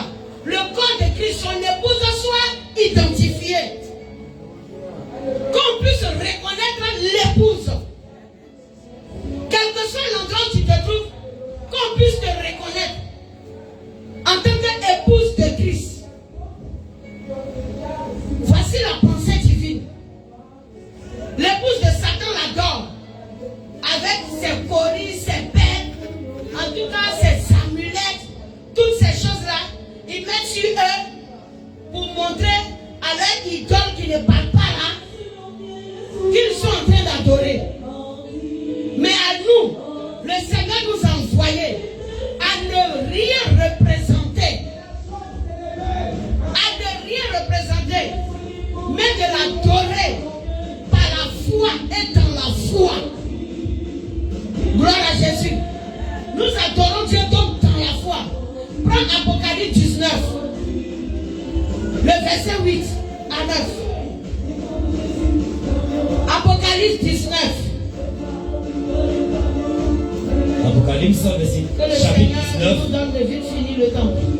Amen, amen. Oui. Apocalypse 19. Apocalypse 19. À partir du verset 7, disons. Allons au verset 7. À partir du verset 7. Oui. Réjouissons-nous. Il dit réjouissons-nous. Et soyons dans l'allégresse. Et soyons dans l'allégresse. Et donnons-lui gloire. Et donnons-lui gloire. Car les noces de l'agneau sont venues. Les noces de l'agneau sont venues. Et son épouse s'est préparée. Alléluia. Amen. Regardez l'épouse de l'agneau. Les noces de l'agneau sont venues. Et son épouse s'est préparée. Donc l'épouse c'est qui? C'est le corps. Amen. C'est la femme, c'est l'homme, c'est le masculin et c'est le féminin. Nous qui avons accepté Jésus et qui voulons être sauvés. Tu es d'accord? Acclame d'abord le Seigneur. Acclame plus fort, acclame plus fort. Ça ne veut pas dire qu'il y a des personnes qui sont mortes. Gloire à Jésus. Il dit, et son épouse s'est préparée. Continuons. Verset 8. Oui. Et il lui a été donné de se revêtir d'un fin lin. Il lui a été donné de se revêtir d'un fin lin. Éclatant. Éclatant. Pur. Pur. Car le fin lin. Car le fin lin. Ce sont les œuvres justes des saints. Les œuvres justes des saints. Alléluia. Amen. Maintenant on dit le fin lin, c'est les œuvres justes des saints. Quand toi tu n'as pas compris par la parole de Dieu que tu ne dois pas mettre ces genres de bijoux, c'est que tu n'es pas en train d'accomplir la justice de Dieu. C'est pourquoi on ne s'était pas. On ne s'était pas. On cherche Dieu et puis on le trouve. Le fait, c'est les œuvres justes des saints. Donc le Seigneur te dit que le revêtement du chrétien, c'est lorsqu'il a marché dans la justice de Dieu. Mais si tu n'as pas cherché à connaître, si on doit faire telle chose ou telle chose, si tu ne le sais pas, comment est-ce que tu peux être revêtu de la justice de Dieu? Est-ce que tu peux te tenir debout un peu?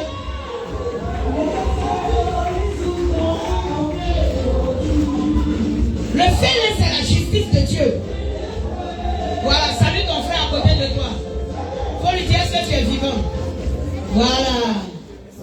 Parce qu'on s'approche de 12 heures et l'esprit commence à s'assoupir. Mais je vais finir tout à l'heure. Alléluia. Est-ce que vous êtes vivants? Voilà. Donc, il faut t'étirer un peu. Voilà, il faut t'étirer. Voilà, à gauche, à droite. Un peu de sport pour ne pas être fatigué. Parce que l'ennemi va faire exprès. Il va assoupir ta conscience, il va fermer tes yeux pour que le passage que tu dois entendre la passe. Et que tu n'entendes pas. Faut dire Satan, tu es vaincu, je vais tout entendre. Oh, faut dire ça plus fort. Faut dire même s'il y a bruit, je vais entendre. Alléluia. Voilà. Parce que le plus souvent, bon, c'est bon. Je mettais la bouche qui parle trop, risque de pécher. Ok. Donc frère, termine la lecture. Termine la lecture, s'il te plaît. Verset 9. Verset 9. Et l'ange me dit. Et l'ange me dit. Écris. Écris. Heureux ceux qui sont appelés au festin de noces de l'agneau. Oui. Et il me dit. Ces paroles sont véritables, les véritables paroles de Dieu. Ces paroles sont les véritables paroles de Dieu. Heureux ceux qui sont appelés aux noces de l'agneau. Quand le Seigneur écrit et puis il insiste comme ça dans sa parole, c'est que la chose n'est plus un jeu. Ce n'est plus de l'amusement. Alléluia. Ce n'est pas amusement. Lorsque nous parlons des revêtements, en réalité, la femme chrétienne ne doit pas se parer de toutes ces choses-là. Amen. Pardon. Il faut prendre Isaïe 3. Isaïe 3. Oui. Il faut prendre Isaïe 3.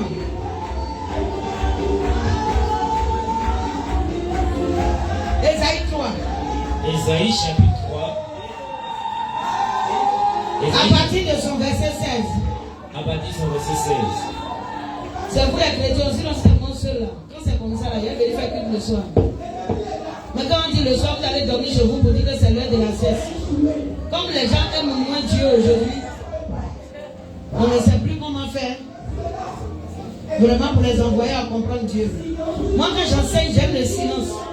Parce que c'est très important. Il faut que chacun énumère ses préoccupations et qu'on aille à la vérité de la parole de Dieu. Le Seigneur m'a établi pour que tu connaisses la parole, afin d'entrer dans le paradis. Il ne m'a pas établi pour que tu sois rentré et dit j'ai construit une maison. Tu as mouru pour laisser maison là un matin. Donc, cherchez premièrement le royaume et les autres choses vous seront données par-dessus. C'est tout. Je veux que tu aies le royaume. Si tu vois que dans mon son, il est soulevé voici pour courir là. Je sais que c'est pas pour aller construire une maison qu'elle est soulevée. Ah, amen. Amen, hein. Que Jésus soit loué. Ok. Isaïe 3. Isaïe 3. Si vous avez fini, puis d'aller sur. Oui, verset 16. À partir de son verset 16, oui. L'Éternel dit. L'Éternel dit. Lis encore plus fort. Parce que les filles de Sion sont orgueilleuses. Il dit parce que les filles de Sion sont orgueilleuses. Et qu'elles marchent le cou tendu. Elles marchent le cou tendu. Et les regards effrontés. Et les regards effrontés. Parce qu'elles font à petits pas. Parce qu'elles vont à petits pas. Et qu'elles font résonner les boucles de leurs pieds. Elles font résonner les boucles de leurs pieds. Tu vois, le Seigneur est en train de parler de quoi? Il parle du corps de Christ qui fait chose, qui se comporte comme les prostituées. Ce sont eux qui mettent tous ces parures là. Voilà, pour se faire remarquer dans les rues. En réalité, le corps de Christ n'a pas besoin de ça. Mais le Seigneur dit, comme c'est comme ça, vous voulez rester là, allons-y à la sentence.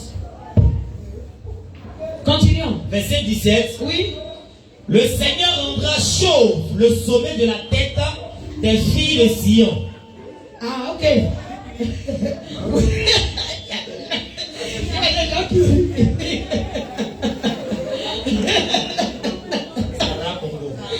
Il va te faire raconter. Amen. Donc, gloire à Jésus. Le Seigneur rendra chauve le sommet de la tête des filles de Sion.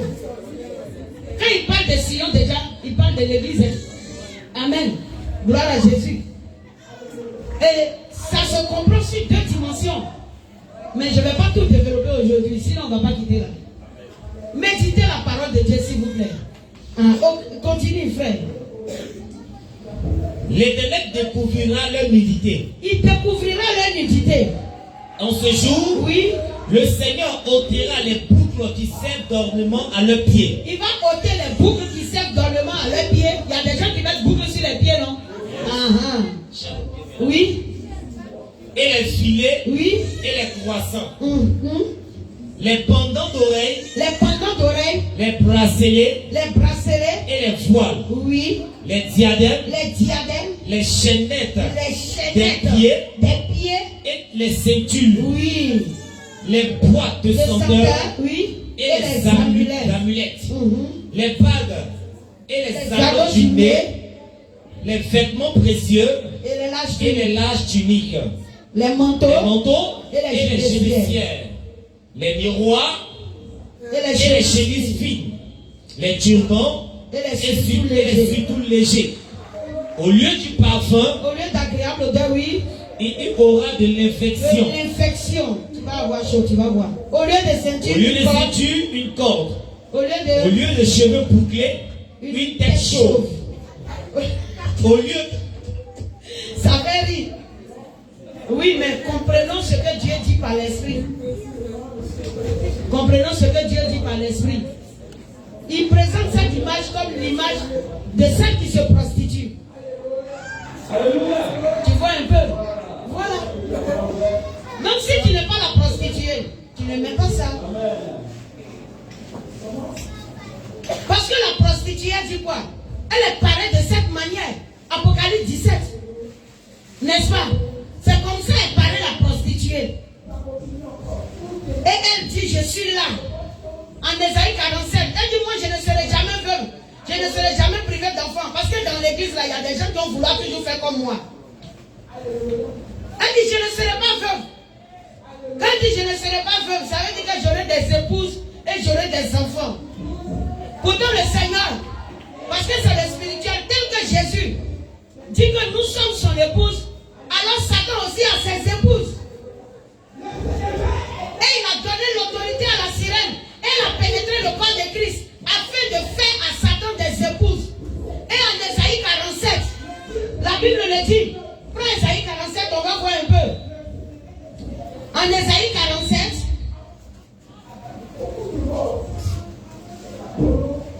Ésaïe 47. Oui, Ésaïe 47.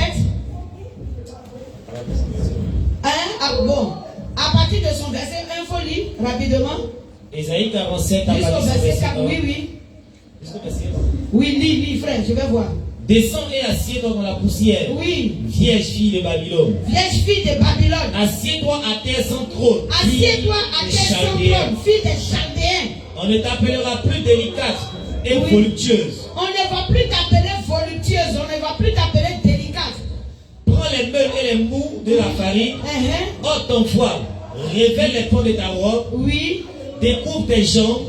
Traverse les fleuves. Ta nudité sera découverte. Ta nudité sera découverte. Et ta honte sera vue. Et ta honte sera vue. J'exercerai ma vengeance. Oui. Je n'épargnerai personne. Notre Rédempteur, oui. Notre Rédempteur, c'est celui qui s'appelle l'Éternel des armées, le Saint d'Israël. Assieds-toi en silence et va dans les ténèbres, fille des Chaldéens. On ne t'appellera plus la souveraine des royaumes. J'étais irrité contre mon peuple. Oui. J'avais profané mon héritage et je les avais livrés entre tes mains. Tu n'as pas eu pour eux de la compassion. Tu as durement apaisanti ton joug sur le vieillard. Tu disais, à tout jamais, alors à toujours je serai souveraine. Elle disait, à toujours elle sera souveraine. Tu n'as point mis dans ton esprit, oui. Tu n'as point songé que cela prendrait fin. Écoute maintenant ceci, voluptueuse. Qui t'assied avec assurance. Quand on parle de volupté, on parle de quoi? Écoute ceci, voluptueuse. Quand on veut parler de volupté, on parle de quoi? La dépravation. Oui. Le dévergondage. Le dévergondage, oui, dans tous les sens. Quand on parle de voluptueuse, ça veut dire que elle aime tous les plaisirs de tous les sens. le plaisir des yeux, le plaisir des oreilles, le plaisir du nez, le plaisir de la bouche. Voilà. Ça veut dire qu'elle fait plaisir à tout. Donc c'est pourquoi elle aime séparer. Et jusqu'à elle fait plaisir au plaisir. C'est ça, la voluptueuse. Vous voyez, on parle de la prostituée ici. Et c'est la prostituée, c'est aux prostituées qu'il a été laissé de se comporter de cette manière. Mais à l'épouse de Christ, le Seigneur dit, mets-toi à part. Elle ne leur ressemble pas. Si on ne vous enseigne pas, vous ne savez pas. La prostituée peut avoir ça, mais l'épouse n'a pas le droit de mettre ça.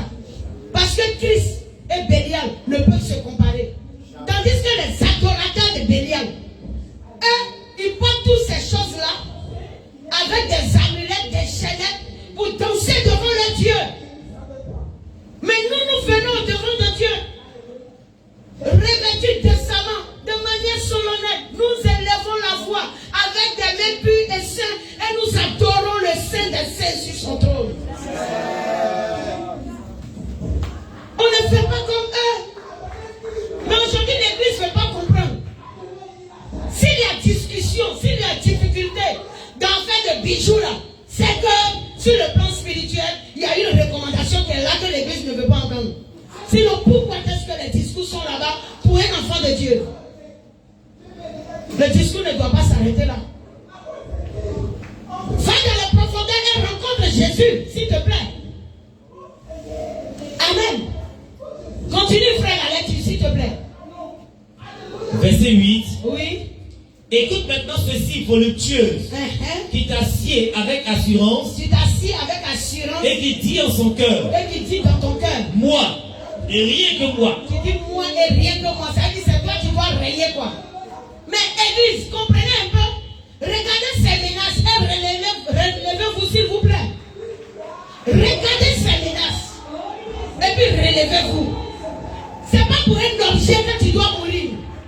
C'est pas pour un objet que tu vas renoncer à ta foi chrétienne. Ce n'est pas pour un objet que tu seras rejeté du ciel. S'il te plaît, laisse l'objet et puis allons-y. Le physique, ce n'est pas pour nous. C'est le spirituel qui nous appartient. Alléluia. Amen. Continue, frère. Moi, et rien que moi, Oui. je ne serai jamais veuve, et je ne serai jamais privé d'enfant. Tu vois, quand il dit je ne serai jamais veuve, je ne serai jamais privé d'enfant, elle parle de quoi? Des épouses, j'en aurai toujours. Et ils vont m'enfanter. Et quand elle parle des épouses, elle parle des dirigeants d'église. Oui. C'est tout. Et ce sont eux qui enfantent. N'est-ce pas que ce sont les dirigeants qui enfantent? Amen, amen, amen. Bien sûr. Continue, frère. Ces deux choses t'arriveront subitement au même jour. Le Seigneur lui dit, ces deux choses t'arriveront subitement au même jour. La privation d'enfants Oui. et le veuvage. Ah, privation d'enfants et veuvage. Ça va t'atteindre. Elles fondront en plein sur toi, Elles fondront en plein sur toi, malgré la multitude de tes sortilèges, malgré la multitude de tes sortilèges. malgré le grand nombre de tes enchantements. Oui. Tu avais confiance dans ta Ta méchanceté. méchanceté. Tu disais, personne ne me voit. Uh-huh. Ta sagesse et ta science t'ont séduite. Oui. Et tu disais en ton cœur, Oui. moi et rien Rien que que moi. moi. Amen. Elle disait, personne ne me voit. Ça veut dire que je suis assise dans l'église, dans le corps de Christ. Ils ne sont pas en train de me voir. Est-ce que vous voyez? Personne ne me voit. Et ils sont en train de marcher sous mon joug. Mais ils seront surpris au dernier jour. Le Seigneur dit, ta méchanceté t'a séduit. Et tu as cru que personne ne te voit. Mais un matin, ça va te surprendre. Qu'une personne te verra. Et elle saura que tu es là. Et elle va se défaire de tout ce qui t'appartient. Est-ce que tu es de ces personnes à se défaire de ce qui appartient à l'ennemi? Amen. Acclame-moi très fort le Seigneur. Gloire à Jésus. Je m'arrête. J'ai 5 minutes. Je peux terminer? Je peux terminer? Est-ce que je peux terminer?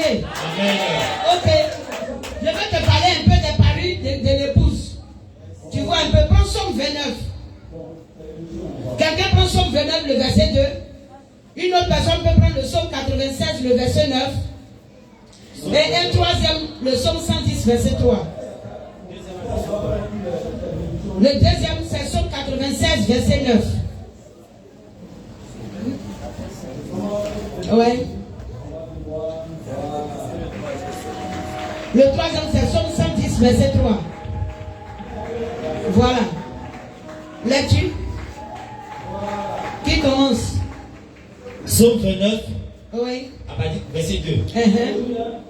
Rendez gloire. Rendez à l'Éternel la gloire pour son nom. Oui. Prosternez-vous Oui. devant l'Éternel avec des ornements sacrés. Il dit prosternez-vous devant l'Éternel avec des ornements sacrés.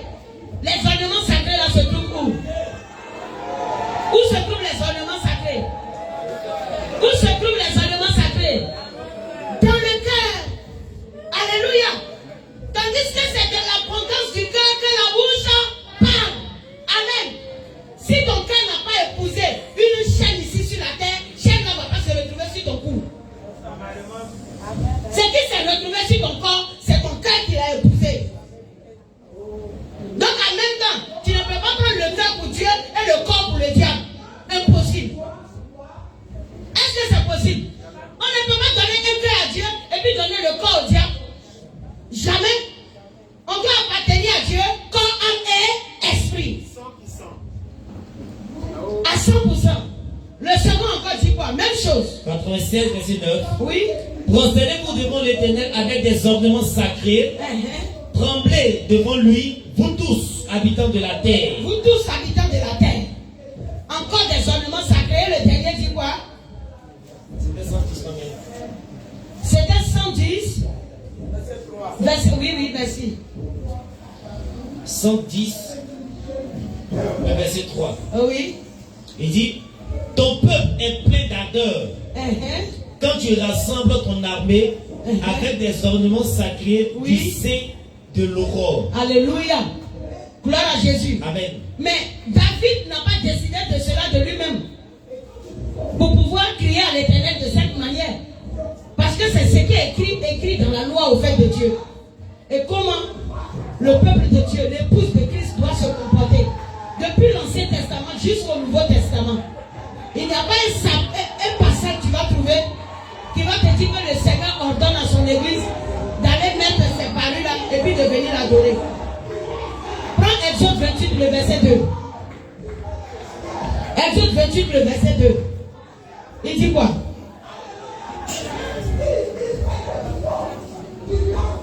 Exode 28. Le verset 1 à 2 si tu veux. Aaron rapidement, oui. Fais approcher de toi Aaron ton frère et ses fils. Fais approcher de toi Aaron ton frère et ses fils. Et prends-les parmi les enfants d'Israël pour les consacrer à mon service dans le sacerdoce. Prends-les parmi les enfants d'Israël pour les consacrer à mon service dans mon sacerdoce. Aaron et les fils d'Aaron. Oui. Nadab, Abihu, Éléazar et Itamar. Tu feras à Aaron, ton frère, des vêtements sacrés. Pour marquer sa dignité et pour lui servir de parure. Alléluia. Amen. Donc ce sont ces vêtements sacrés. Vous voyez comment le Seigneur parle. On n'a pas habillé Aaron et ses enfants avec des chaînes, des copeaux. Non, non, non. Parce que le Seigneur était en train de donner déjà à Israël le symbole du service.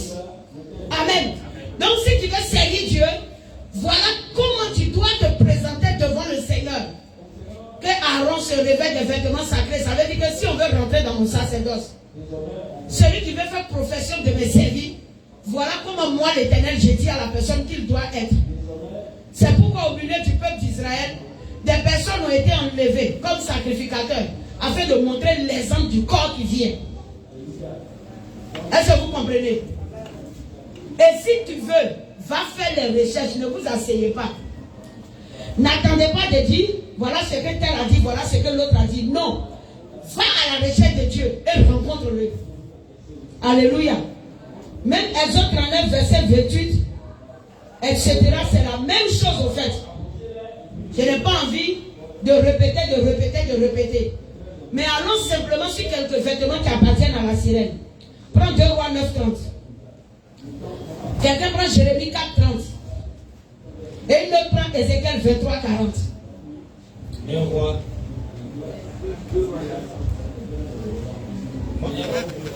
Il y a 2 Rois 9:30.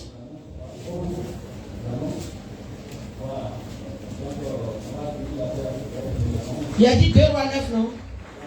Oui.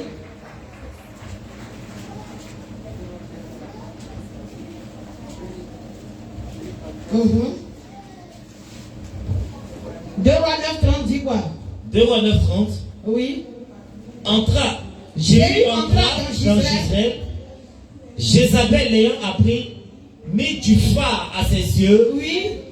Se para la tête. Oui. Et regarda par la fenêtre. Je continue.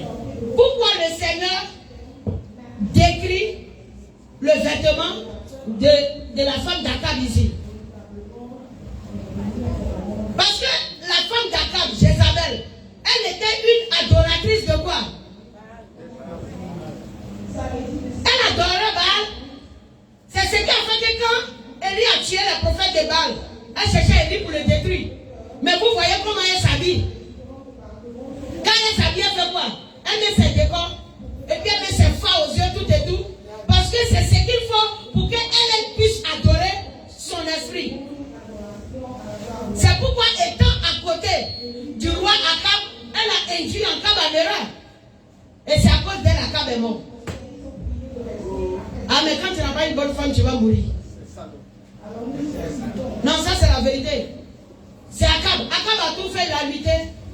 Seigneur, oui, pardonne-moi. Et puis Élie lui a dit, le Seigneur lui a dit, je te pardonne. La sentence va venir sur le temps de ton fils. Mais est-ce que la sentence a attendu son fils? Est-ce que ça a attendu son fils? Parce que je ne vais pas rentrer trop dans les détails. Allez-y, lis le livre des rois. Si tu veux connaître Dieu, lis la parole de Dieu entièrement. Ne te réveille pas un matin, j'ouvre un verset.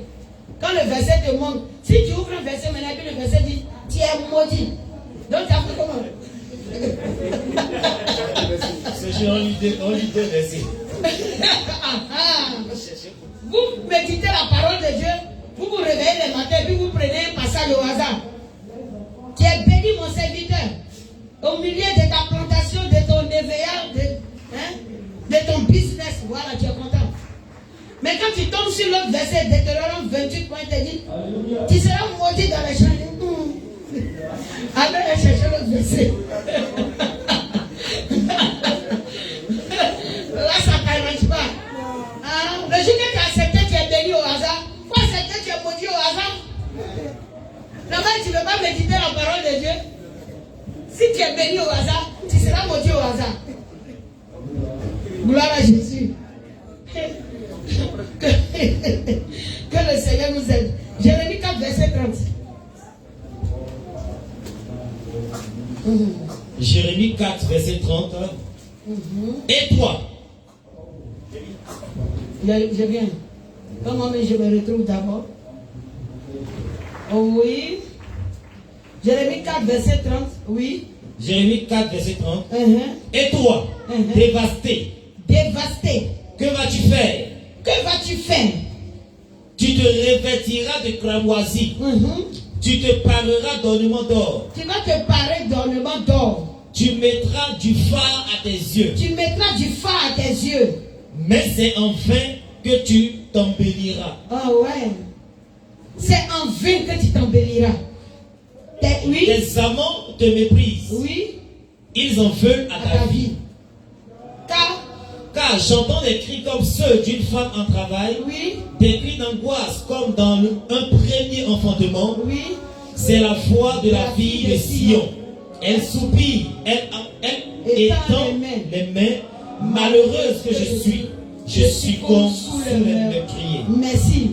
Parce que tu as cru que véritablement te parer, faire ceci, faire cela, sont des choses qui devaient t'apporter la gloire. Tu as insisté dedans et maintenant te voici dévasté. C'est ce que le Seigneur est en train de dire. N'insistons pas dans les vêtements de la sirène. Elle est revêtue ainsi pour glorifier Satan. Mais toi, qu'est-ce que ton Dieu te dit? Qu'est-ce que ton Dieu te dit? C'est parce que je ne veux pas lire tout Jérémie chapitre 4 là. Le Seigneur, verset 23, dit, j'ai regardé la terre et voici, elle est informe et vide. Les cieux et leur lumière a disparu. Il dit, je regarde la terre, elle est informe et vide. Si je veux rentrer dans les détails, je risque d'arriver en Genèse. Quand on dit, le Seigneur dit, il regarde. Il regarde et puis il voit que dans l'église, tout est informe et vide. Ça veut dire qu'il n'y a plus, les choses du spirituel ne sont même plus à leur place. Ce n'est pas à leur place. Le Seigneur t'a pas recommandé certaines choses, c'est ce que tu as commencé à pratiquer. Parce que toi maintenant, tu veux donner une loi à Dieu et non suivre la loi de Dieu. On ne donne pas une loi à Dieu. Dis à ton frère, on ne donne pas à Dieu une loi. On ne donne pas à Dieu une loi. Mais on marche dans les principes de Dieu. Mais on marche dans les principes de Dieu. Alléluia. C'est pourquoi le Seigneur dit encore, en Jérémie, c'est pas Jérémie 29 à quelque part, il dit, regarde, il regardait mes enfants, mon église est éduquée par des enfants, même par des femmes qui n'ont même pas de connaissance. Tu peux me trouver ce verset-là? Je sais que c'est en Jérémie. Oui. Il dit ce sont des femmes. Quand il parle des femmes qui t'enseignent. 23, 29. Laisse-moi trouver le passage. Bon, même s'il ne trouve pas, autant pour moi. Mais le Seigneur est en train de dire, tu te laisses enseigner par des gens qui n'ont pas de connaissance. Des enfants qui ne connaissent eux-mêmes pas la parole de Dieu pour te l'enseigner. Et ça fait que tu es entraîné par des femmes qui ne savent éduquer un enfant. Est-ce que vous voyez un peu? Parce que quand le Seigneur parle d'enfants, il ne parle pas des bébés. Il parle d'un serviteur de Dieu qui n'a pas la connaissance. Parce que tout serviteur de Dieu pour l'Éternel est une femme. C'est son épouse. Quand il parle de tu es enseigné par des femmes sans connaissance, ça veut dire que le pasteur ne connaît pas la parole de Dieu, celui qui t'enseigne. Et vous n'entrez pas dans les profondeurs de Dieu pour comprendre ce que Dieu dit. Alléluia. Si tu n'as pas trouvé, frère, prends Ézéchiel 23. Je crois que je vais m'arrêter après Ézéchiel 23. J'avais prévu m'arrêter sur Apocalypse 17. Apocalypse 17 pour vous montrer comment est parée la sirène. Mais je sais que je ne suis pas loin de le dire tout à l'heure. 40. Ézéchiel 23, verset 40. Ézéchiel 23. Oui. Verset 40. Est-ce qu'on ne va pas aller un peu en arrière? D'accord. Ézéchiel 23. Remonte un peu. Verset. Commence au 35. Verset 35. C'est pourquoi ainsi parle l'Éternel, le Seigneur éternel. Oui. Parce que tu m'as oublié. Parce que tu m'as oublié. Parce que tu m'as rejeté derrière ton dos. Tu m'as rejeté derrière ton dos. Porte donc aussi la peine de tes crimes et de tes prostitutions. Et de tes prostitutions. Parce que quand le Seigneur parle, ce n'est pas seulement les femmes. Hein.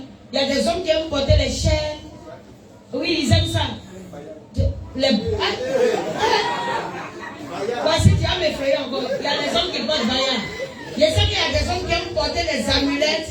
Quand le Seigneur parle des ceintures, au fait, c'est de tout ça il parle. Tu mets ça en bas de toi, là, tu attaches, et puis tu t'habilles dessus, tout et tout. Et puis tu penses que ça va aussi te sauver. Est-ce que tu vois? Ils ont des boîtes de parfums qu'on appelle, on dit si tu mets sur toi, là ça attire la chance, ça attire les hommes. Voilà, toutes ces choses-là. C'est ce que le Seigneur décrit. C'est faux. Que ça attire la chance. Oui, des bracelets. Ils ont des bagues, ils disent si tu portes là, voilà, ça te soigne. Ces médicaments s'enlèvent maladie. Tu as mouru avec ça, tu vas aller à la morgue avec ta bague.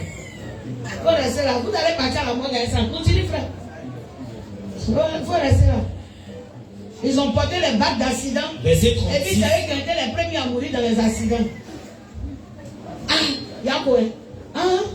Verset 36. Oui. L'Éternel me dit, L'Éternel me dit, fils de l'homme, fils de l'homme, jugeras-tu Oala et Oaliba, déclare-leur abomination. on leur parlait de leur abomination. Oala et puis Oaliba sont devenus même chose. Pourtant, Oaliba devait quand même se démarquer de Oala. Mais elle, encore, a épousé les mêmes choses que sa sœur. Oui, continue, frère. Elles se sont livrées à l'adultère. Et il y a du sang à leurs mains. Il y a du sang à leurs mains. Elles ont commis adultère avec leurs idoles. Elles ont commis l'adultère avec leurs idoles.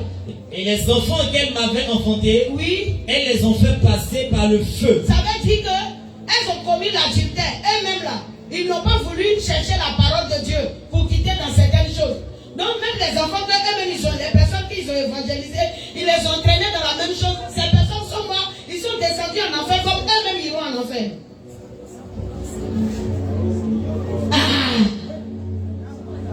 Les enfants qu'ils m'ont enfantés, sinon est-ce que Dieu a enceinté quelqu'un? C'est spirituellement qu'on entend Dieu. Continue, frère.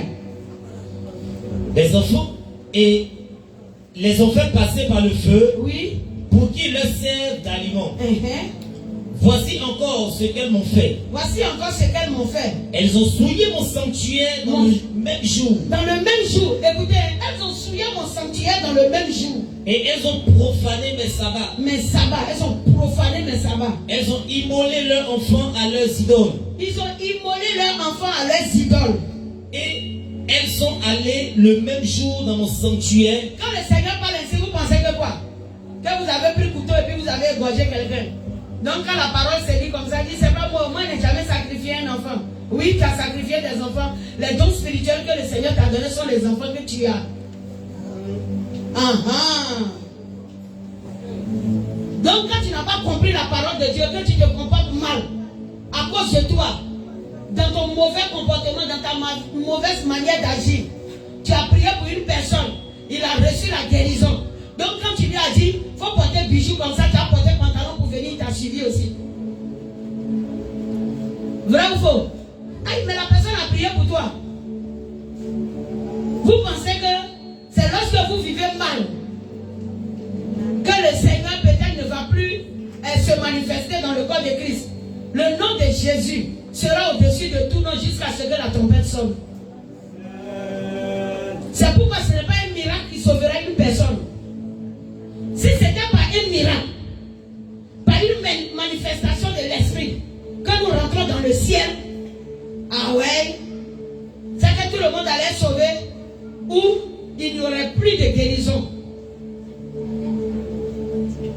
Mais une personne peut être guérie, recevoir un miracle de la part du Seigneur et puis descendre en enfer avec son miracle.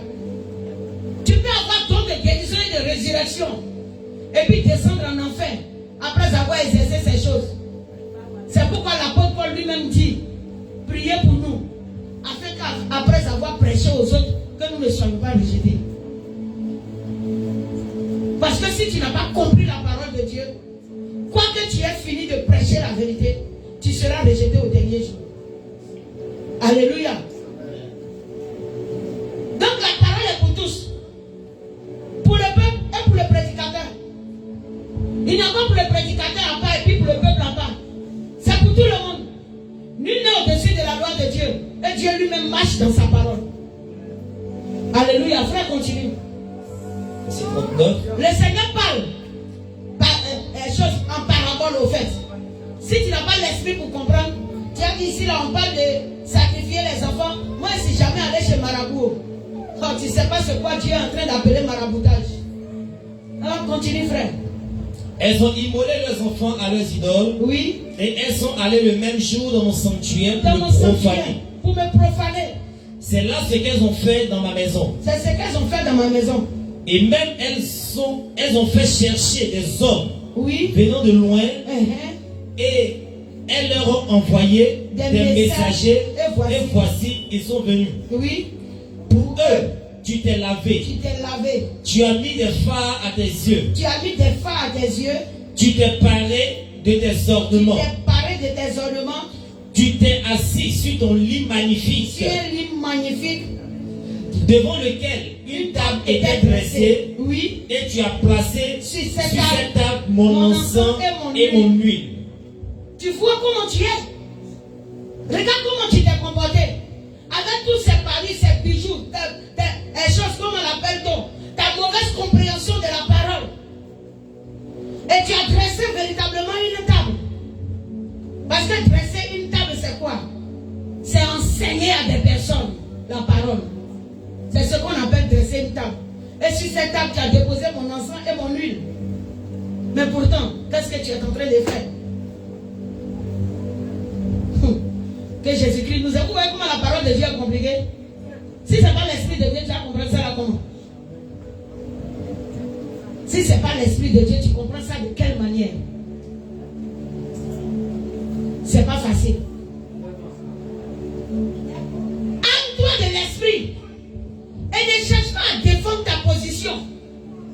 Mais dis Seigneur, aide-moi à aller à la compréhension de ta parole. Et pénètre la parole de Dieu.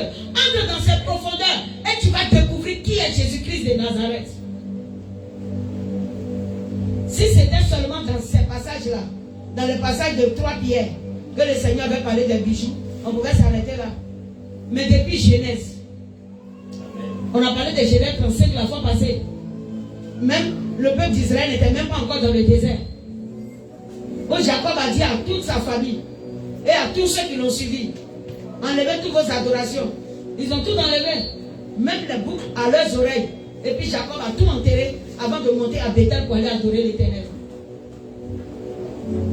Donc c'est dit en Genèse, c'est dit en Exode, c'est dit en Jérémie, c'est dit en Ésaïe, c'est dit en Ézéchiel, et c'est encore dit en Apocalypse. Alors, c'est quoi qui me reste? C'est encore dit en Apocalypse. C'est quoi maintenant qui reste? Tu veux que ça soit encore dit où? Que ça soit dit où encore?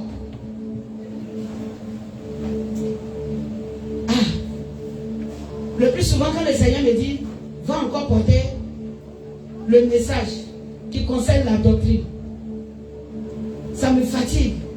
Je dis, hey, il faut encore dire que c'est moi. Je suis en train de les mettre sous un joug. Parce que tout le monde n'est pas d'accord pour accepter la véritable doctrine. Ils ne sont pas d'accord, eux aussi, ils ne veulent pas prendre la Bible pour chercher. Donc, à cause de vous, on ne va plus prêcher aussi. Que le Seigneur nous aide. Que le Seigneur nous envoie à la compréhension de sa parole. Moi, je veux m'arrêter là. Alléluia. Je veux m'arrêter là. Est-ce que quelqu'un a compris? Ou bien il veut encore comprendre? Est-ce que quelqu'un a compris? Si tu vas à la maison, j'ai dit la fois passée, lisez Apocalypse 17. Si je vais encore lire, ça va nous prendre encore quelques minutes. Allez-y lire à la maison. Si le Seigneur permet, peut-être on en parlera encore un jour. Vous allez voir que toutes ces choses-là sont les revêtements de la sirène elle-même. C'est ce qu'elle a décidé d'utiliser pour corrompre le corps de Christ. Donc, ayons le discernement de savoir c'est quoi elle utilise. Le Seigneur ne nous dit pas de devenir laid, d'être des personnes délabrées, non, oui, d'être bizarres, non. Le Seigneur dit de nous habiller correctement, de manière très décente, à ne pas nous exposer notre corps tout et tout, et à ne pas nous revêtir des interdictions écrites dans la parole. C'est tout. Laissons les interdictions et revêtons-nous décemment. Sinon, même dans le monde aussi, il porte beaucoup là-bas. Amen. Mais ce n'est pas pour eux que nous portons. Gloire à Jésus. Mais le Seigneur te dit seulement, c'est même pas le monde on regarde. Il dit regarde la parole de Dieu et habille-toi. Tu prends la parole, tu regardes, et puis tu mets le miroir devant toi, et puis tu portes ton habit. Et puis tu regardes dans le miroir, tu regardes dans la parole, et puis tu te regardes. Est-ce que ça convient? Si ça convient, tu sors. Si ça ne convient pas, tu changes. Ah. Tout ce que moi j'ai porté matin, et puis je vois que tout me sert. Eh, madame Casso, tu grossis là. Oh, je pourrais sortir. Mais pas à cause de vous-même, mais à cause de la parole. En premier, et puis à cause de vous en deux. Parce que si jamais Imaginez la prophétesse. Elle n'a qu'à sortir ici avec quelque chose. Hey. Avant même qu'on va dire dimanche prochain. Ça a dit aujourd'hui, dimanche soir même. C'est gâté dans le corps de Christ. À nous aller, allons-y. Allons-y pour la capitale. Waouh. Amen. Mais que le Seigneur nous garde. Alléluia. De tout blasphème. Que Jésus nous garde de tout blasphème. Et que son nom dans notre vie soit glorifié. On va se tenir debout et on va dire merci au Seigneur. N'oubliez pas qu'on se retrouve encore jeudi. Et oui, mardi, l'enseignement. Mais jeudi, on continue. On n'avait pas fini avec la prière de délivrance. Le Seigneur a commencé sa chose en silence. Et c'est que toute la semaine, Dieu va travailler dans la vie de plusieurs personnes encore. Alléluia. Que Jésus nous bénisse. Donc, nous allons élever la voix. Et nous allons d'abord dire merci au Seigneur pour l'enseignement, pour la parole, pour ce que nous avons entendu. Élève la voix et rends gloire à Jésus. Dis merci au Seigneur.